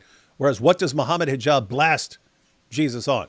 His character. So interesting point. Good point, Sajid. That Jesus, like all of the prophets throughout history, worshipped Allah alone and called his people to worship Allah alone. But aside from that, there are a lot of similarities between the Christian view of Jesus and the Muslim view of Jesus. And as much as some Muslims over the years have clearly followed in the footsteps of this Andrew Tate character and tried to embody it and imitate it, I still never would have imagined they would go to the extreme of actually comparing him to Jesus in this way. To go on. Yeah, so Jesus, I still don't even know what he's talking about. Hey, Andrew Tate, that's why people are still going to Andrew Tate. Why? Why? Because he's thumping his chest and bragging about his Bugatti, and he was a kickboxer, like a kickboxer. Anyway. And say that the character of Andrew Tate has characteristics that Jesus, as described in the New Testament, doesn't have. This is something that is so disgusting, unbefitting, unsuitable, unwise, appalling. I mean, clearly... That's in addition to blasphemous, satanic, the stuff that Knowledge North said. This is why I like Sajid Lupin. He doesn't like me, but I like him, and I watch his videos because he has some sense of integrity and some common sense, and he doesn't just go with whatever the Dawa guys are pushing because they just want to approve of whatever they're saying, despite how ignorant and how dishonest and how shockingly weird it is. This guy actually says what lots of people are thinking, and he gets a lot of backlash from the Dawa crowds and from the Muslims who follow people like Muhammad Hijab, but he points out what needs to be pointed out, and I respect that. Yeah, in other words, what you could say is, even though we disagree with these guys' views and so on, here he exhibits integrity and courage, a virtue. So yes. we can respect him for being a significantly more virtuous person than Muhammad Hijab, even if we disagree with him on other things. That's a good assessment. Fortunately, many Muslims have been following this character of Andrew Tate rather than following the Prophet Muhammad sallallahu alaihi wasallam. But keep in mind, this is another problem for what Muhammad Hijab said. So we've looked at various layers of what he's saying. He's saying, oh, but Jesus doesn't fight here, and then later he fights in Christianity. So you see, he's a pathetic little weakling, not brave. Even though, what does he do in Islam? He just walked around preaching at first, and then he's going to come back and fight. So the same objection would apply. You're comparing him to Muhammad's bravery, but then you lie about a bunch of things, saying he's always fighting on the front lines and so on. That's false. That's a lie. Muhammad Hijab knows it's a lie. Then he's saying Muhammad, when he took Mecca, he forgave everyone. That is a lie. He said, go to the Sirah. We went to the Sirah. It shows that Muhammad Hijab is a liar. And then you have this right here. Let's go back because this is good here. I mean, clearly, unfortunately, many Muslims have been following this character of Andrew Tate. That's the point. And what does Hijab say? Hey, since there are Christians following Andrew Tate, again, like what level of serious Christians, but since you have Christians following Andrew Tate, this shows that there's something attractive about Andrew Tate that they're not finding in their religion. There's something missing from Jesus that makes them go to Andrew Tate. Okay, Muslims are going to Andrew Tate, Hijab.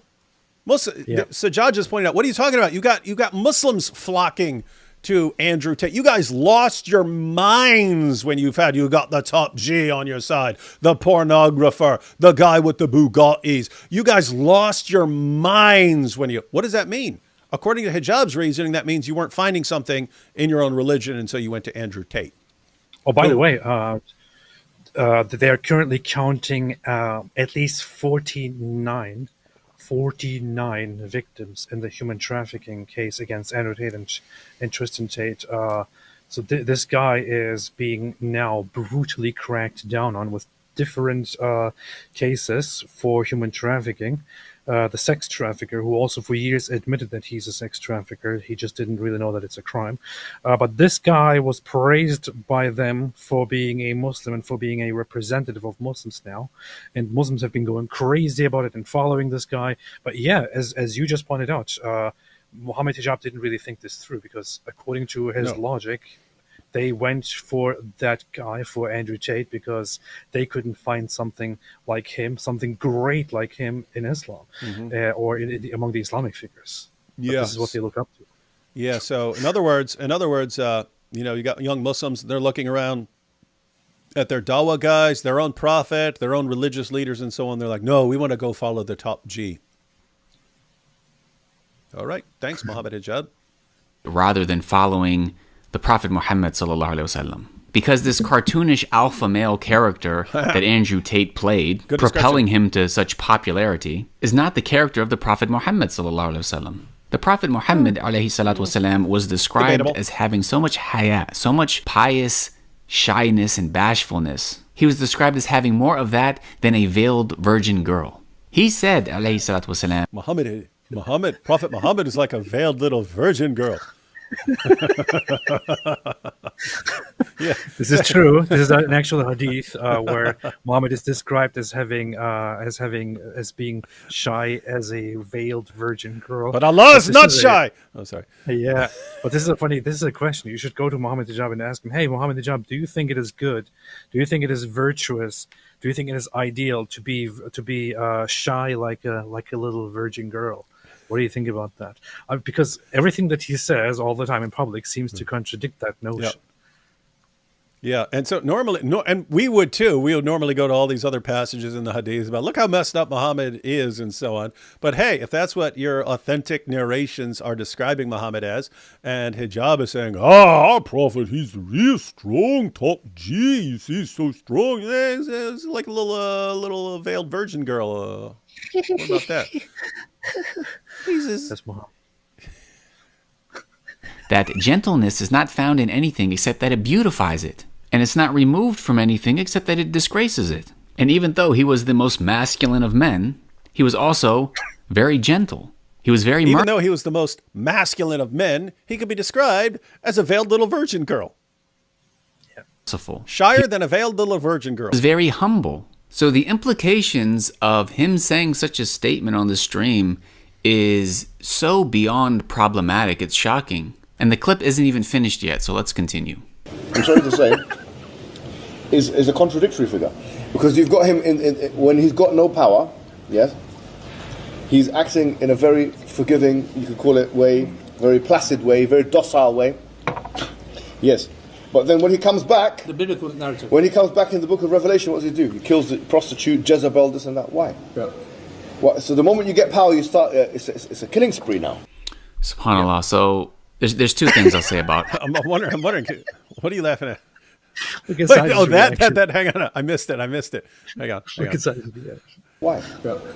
What, so the moment you get power, you start, it's a killing spree now. SubhanAllah. So there's two things I'll say. I love this guy. Man. Oh boy, he has to. Oh, by the way, so Sajid shared this video on Twitter. You can find Sajid. You can find this video on Twitter or on YouTube. But he posted it on Twitter. Muhammad Hijab actually replied. He said, really? in the video, I'm talking about the New Testament Jesus, not our understanding of him. Otherwise, the statement would be kufr akbar, major disbelief. Your title is not only misleading, but also potentially slanderous. And Muhammad Hijab loves to sue people. Your title is not only misleading, but also potentially slanderous. At any rate, I forgive you for your indiscretion. This only proves that Muhammad Hijab is a complete idiot because we have just heard it. We have just heard it. In his videos, Sajid Limam is explicitly pointing out that he is speaking about the New Testament Jesus. You're slandering me. I'll sue you. You're slandering me. He acknowledges that Muhammad Hijab is talking about the New Testament Jesus, and he says that this is a ludicrous, terrible thing to say because the New Testament Jesus is not essentially so different, and we basically rely on the New Testament Jesus. Sajid Limam is here clearly pointing out that comparing Andrew Tate to the New Testament Jesus is a horrible thing to do. Mm-hmm. And then you've got Muhammad Hijab. Oh, it's slanderous, by the way, which is why I used the same title for the live stream. He says the title is slanderous. I use the same title for my live stream since he's calling it slanderous. But what did he not compare? Did he not compare Jesus and Andrew Tate? He did it. We saw it. So how are you going to say this is slanderous? Oh, but isn't it interesting that Muhammad Hijab instantly, I'm a victim here. Look, I'm being persecuted. Now, the disturbing thing, again, Muhammad Hijab's response, just his little reply to Sajid. Sajid got 664 likes on his video calling out Muhammad Hijab for, like insane level. Like if you heard this from a regular guy, you're sitting at McDonald's and you heard some random Muslim saying this stuff, you'd be like, this guy's an idiot, man. How does he not know anything he's talking about? How is he completely misrepresenting everything like this? But this is not coming from some random guy. This is coming from one of the champions of Dawah. He calls himself that. He calls himself the champ. Anyway, Sajid, it went up, 665 likes. Muhammad, over 3,600. Muhammad Hijab over 3,600. This is what is so disheartening. You're completely outmanned here. And this is what's so disheartening and so terrible about social media, where you see that Sajid Libim is genuinely making sense and also appealing to common sense. It is a commonsensical response that he has. Muhammad Hijab's response to Sajid Libim is not only once again appalling, it is also false. It is objectively false, objectively dishonestly false. He is accusing Sajid Libim of misrepresenting him, but he is actually the one misrepresenting Sajid Libim's representation of him. But he gets more likes, significantly more likes on social media, simply because he is the guy that he is, the loud, the foul-mouthed, the I'm a monster, I'm the champion guy. It is. I mean, you don't have to be on either one's side to see here that Sajid Libim is definitely the more rational, the more reasonable guy, and he is actually speaking the truth in this case. Muhammad Hijab is a complete scumbag in comparison, and is not speaking the truth. But that guy gets applauded by the public. This is just this is the situation. Fun times to be in. It is weird having like these mixed reactions to everything where, go Sajid, expose him for that stupid stuff. Go Muhammad Hijab, keep saying this stupid stuff, please. It's weird, right? Like, you want him to expose for the stupid stuff, but simultaneously you want him to keep saying this stupid stuff. It's just, it's weird, man. We're in a weird spot right now. About how terribly messed up this is, what he just said. Firstly, again, there are so many similarities between what Islam teaches about Jesus and what the Christians teach about Jesus. So for us as well, during his life, he was a very merciful figure. In our tradition, Isa alayhi salam wasn't out waging war during his life. Yet, see, he's a weakling. He's a weakling. He's a pathetic little weakling, the Isa of Islam. Also, in our tradition, when he comes back, he will kill the Dajjal. He will kill the false Messiah. It's funny how he gets it like any other person would. Muhammad Hijab just said, oh, you didn't fight then, but you're going to fight in the future. That makes you a pathetic little weakling and a coward. Now let's talk about the Jesus of Islam, who didn't fight at first, but later he'll come back. Ha ha, he's a totally base, superior view of Jesus. You see, we're strong. What a joke, man. Sajid gets it. The last thing I'll mention is this, which is extremely important. When it comes to the New Testament, a Muslim has three views of it. Number one, anything that is in the New Testament that the Quran and Sunnah, the teachings of the Prophet Muhammad sallallahu alaihi wasallam, anything that the Quran and Sunnah confirm, then we can say that those things mentioned in the New Testament are true. Oh, cool. So if the Quran affirms the gospel in general, then you say it's true. Okay, good, because the Quran affirms it. Nice. Thank you, Sajid. So that's one option. A second option is if the Quran and Sunnah deny something that is in the New Testament, then we can say that that is false. But not quite, because the Quran affirms the gospel that we have. And so then if the Quran contradicts it, Sajid, then you don't say it's false. I know you do, but you shouldn't. What you should say is, therefore, you're stuck with the Islamic dilemma. The Quran affirms scriptures that it contradicts. That's what you should do. Then and Sajid, if I've laid this offer out to Fareed and a number of other people, if you want to actually sit down and go through what the Quran says about the scriptures of the Christians and Jews and show us what they really mean, because what they say is not what you're saying. What they say is not what you're saying. So if you're saying Allah meant something totally different, I would love to have you. You could join us live. We will just pull up the verses. I'll say what it sounds like it's saying. You explain what it's really saying and how Allah is saying things in a completely unclear fashion. But open invitation to Muslims, da'is who want to join us to discuss that. A third option, which is the Quran and Sunnah don't deny or affirm certain things that are in the New Testament.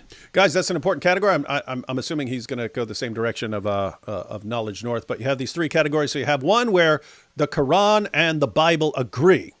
That's one category. Then you have another situation where the Quran and the Bible disagree, and he's saying, well, you have to reject the Bible. And then you have to say where the Quran and the Bible don't agree, but they don't disagree. Right, the Quran. In other words, the Bible says something, and the Quran doesn't say something one way or another. It doesn't give you any indication of whether it's true or not. And what's he going to do with that? In which case, we can't deny or affirm it. So that being the case, to then criticize and belittle how Jesus is described when the certain things that have been reported in the New Testament could essentially be true, we don't know. Then imagine belittling and criticizing a prophet of Allah. As a Muslim, we believe this. A prophet of Allah subhanahu wa ta'ala, the Messiah, Jesus, the son of Mary, saying he's placid and docile, and Andrew Tate has certain characteristics that he doesn't have. Andrew Tate is more of a man. He's more of a man than this docile little figure. The New Testament Jesus could only dream of being like Andrew Tate. Yes, what color was Jesus' Bugatti? Huh? Yeah, he didn't have one. He rode a donkey into Jerusalem, not a Bugatti. Andrew Tate would ride a Bugatti into Jerusalem, you see. He's not a weakling. He's not a pathetic. The fact that this is basically what Hijab is doing, right? This is what he's doing. This is funny. Yeah. All right, last few seconds here. You might actually be criticizing real things about Isa alayhi salam. So I just want to leave it at that. SubhanAllah. I hope many people can sort of read through the lines when it comes to this sort of behavior and these sorts of clips. Some people can. It's just not most, Sajid. Most are just, it's so great. Muhammad Hijab is saying that Muhammad is better than Jesus, so we just agree. No matter how stupid it is, no matter how much he's contradicting the Islam, no matter how much he's lying, we just cheer for him. That's the crowd you're dealing with, Sajid. And I actually have no idea how you get past that. I don't even know what to say anymore about these sorts of things. I mean, this is just... I'm speechless. Allah's best. That was funny. So, I literally just said, I don't even know what you do. And he's like, I'm speechless. I don't know what to do.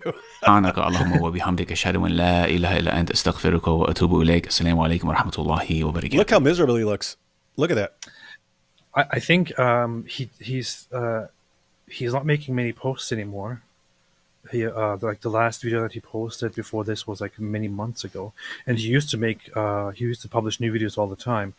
I think the environment and how the dawah has become has really got to him, and he really doesn't like it. And I get it, You know, it's weird that this just popped into my head when you were talking about like this look on his face, like this look of extreme disappointment, and you're talking about how it's almost like he's giving up, like this. Look at what they're doing. It just reminded me of there was this. We used to build forts in the woods. So this was West Virginia. And behind the trailer park that we lived in, there's all these kids who lived in the trailer park. And behind the trailer park, there's this set of train tracks, and behind that, there's a mountain. But we spent our entire childhoods building forts up in those mountains and stuff. You go build a fort, and you get some wood, and there was a Union 76 station that had all these pallets behind it. You could always go take the pallets and use them to build forts and stuff. Anyway, so we'd build forts and so on.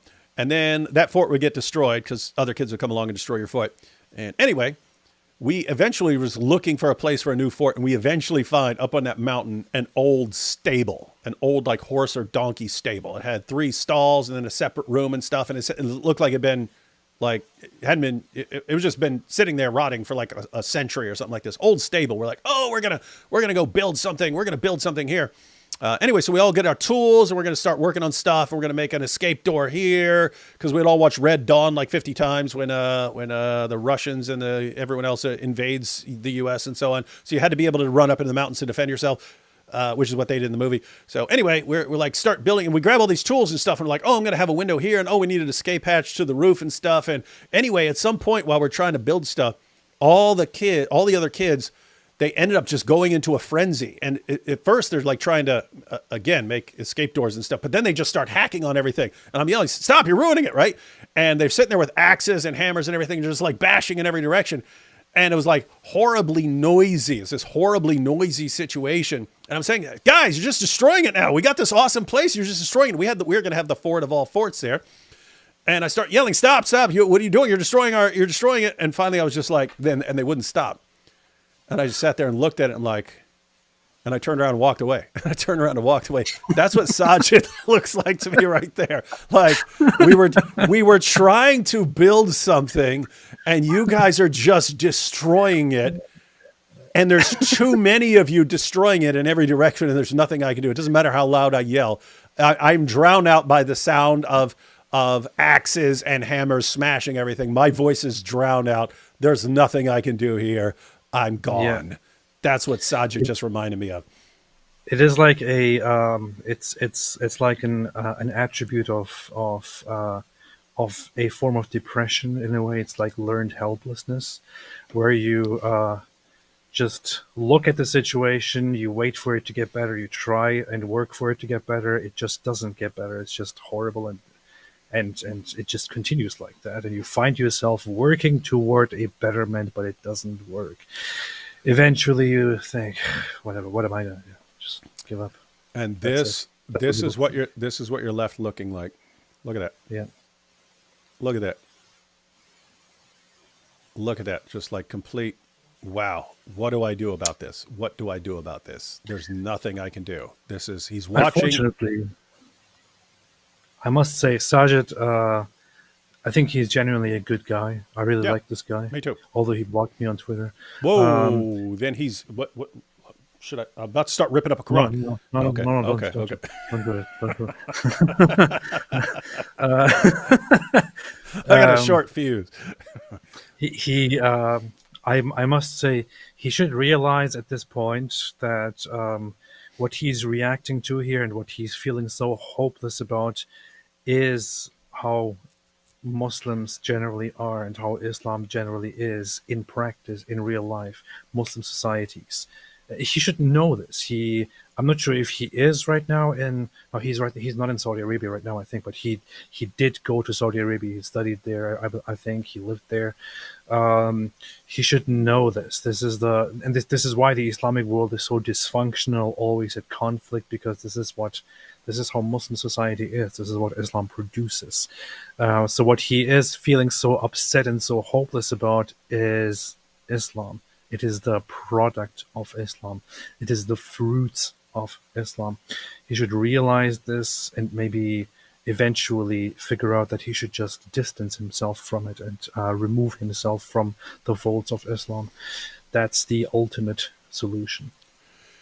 And he's in a pretty crap situation until then. Sorry, Sajid, we're rooting for you, but we're also rooting for Muhammad Hijab.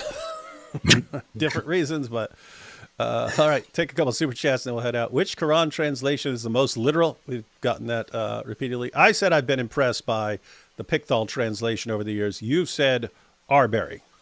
Arbery is the most is known to be the most literal, but it's also hard to read because it is the most literal. But if you want to say closest to the actual meaning instead of most literal, which doesn't have to be the same thing, I would say so. Pickthall is definitely a good one, but it has that whole trying to sound old and fancy. Yeah, I don't like that part about it. And dost thou think and stuff like that. It's just that's not how the Quran reads. Yeah, someone needs to come up with the new Pickthall edition. Is that restaurant some kind of Muslim Cracker Barrel? I do not know. I do not know. Apostate Prostate. Oh, that's original. That's pretty Never good. heard that 900 times. He's a Muslim. Who? Hijab? If I gotten a penny for every lie and idiotic word Muhammad Hijab speaks from his mouth, I'd be a billionaire. You'd be Elon Musk. You'd be Elon Musk flying to Mars. Guys, what is this PDF you're reading from? Wait, do you mean when we were actually reading from something? Because I was reading from Ibn Asak's Sirat Rasulullah. Oh, I thought that's a mockery of pedophilia. Yeah, I thought that too. But I was actually reading from a PDF, so I don't know if that was like serious. David is looking at PDF files. Yes, David's looking at PDF files. What's that? What's that, brother? Sulek is greater than Tate. Addresses the same issues without the toxicity. That's good. So follow that. Follow Sulek instead of Muhammad. What is Sulek? When do we get our veiled virgin girls? When they're almost as shy as Muhammad. Here comes another bad weeko for Sneeko. Yes, it is. You gotta love it. Sneeko loves it too, guys, because it doesn't matter what he says.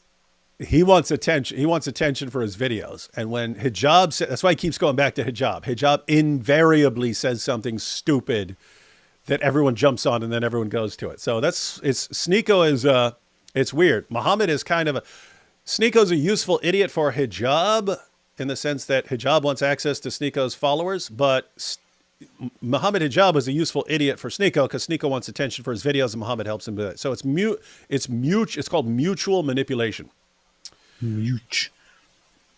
Promo is manly, yet shy. He's flexible like that. Promo.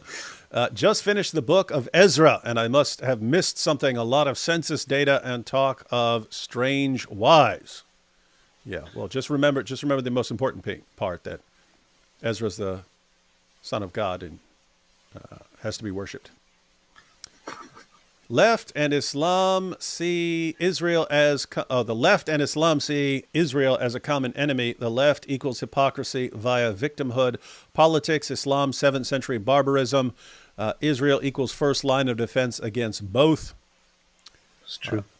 Inshallah, Israel will eventually reach the goal that we are all secretly planning for, which is to expand and take over the entire Middle East and form Greater Israel to then subdue all the Muslim nations. Yeah, inshallah.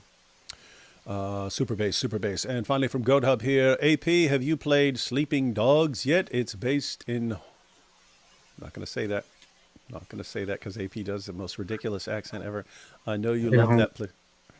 What have you played Sleeping Dogs? It's based in Hong Kong. I know you love that place. Hong Kong? I mean, I don't know much about Hong Kong. I always wanted to go there. It looks and sounds pretty good. But no, I haven't. It's super based. All right. I don't know when we're going live again. Again, I'm going live with God Logic on Tuesday. We could do something tomorrow, depending on how you're feeling. But anything else before we head out? I guess overall takeaway, guys. Dawa has a problem. They've ended up with a bunch of narcissists specialize in getting attention from themselves, and they don't care much how they do it as long as it gets attention. And then you have people who aren't narcissists, who aren't nearly as good at getting attention. And so everyone is rallying around the narcissists, and the people who don't have that personality disorder are horrified at what's going on, and yet they are completely powerless to stop it. And it's making them miserable and depressed. And you just wonder, I mean, how long before any of the sane guys just walk away and say, I'm done. I'm done with all this stuff, leaving nothing but a bunch of screaming, lying narcissists at the heart of Islam, openly mocking Jesus, accusing Abraham and Isaac of all being pedophiles just to protect Muhammad. Like, where's this going? Any final thought, AP, before we close out? Yeah, I'm kind of recently doing these Twitter Spaces, participating in them. When people host them, I might again tomorrow make some. I don't know if people want to listen in. There'll be a fun thing to do. And yeah, other than that, what can you say?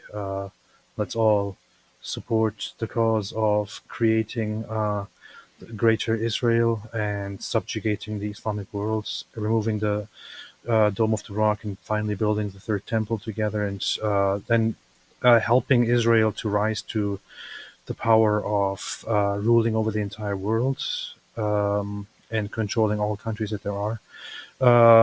Until we achieve that, I would say should happen quite soon.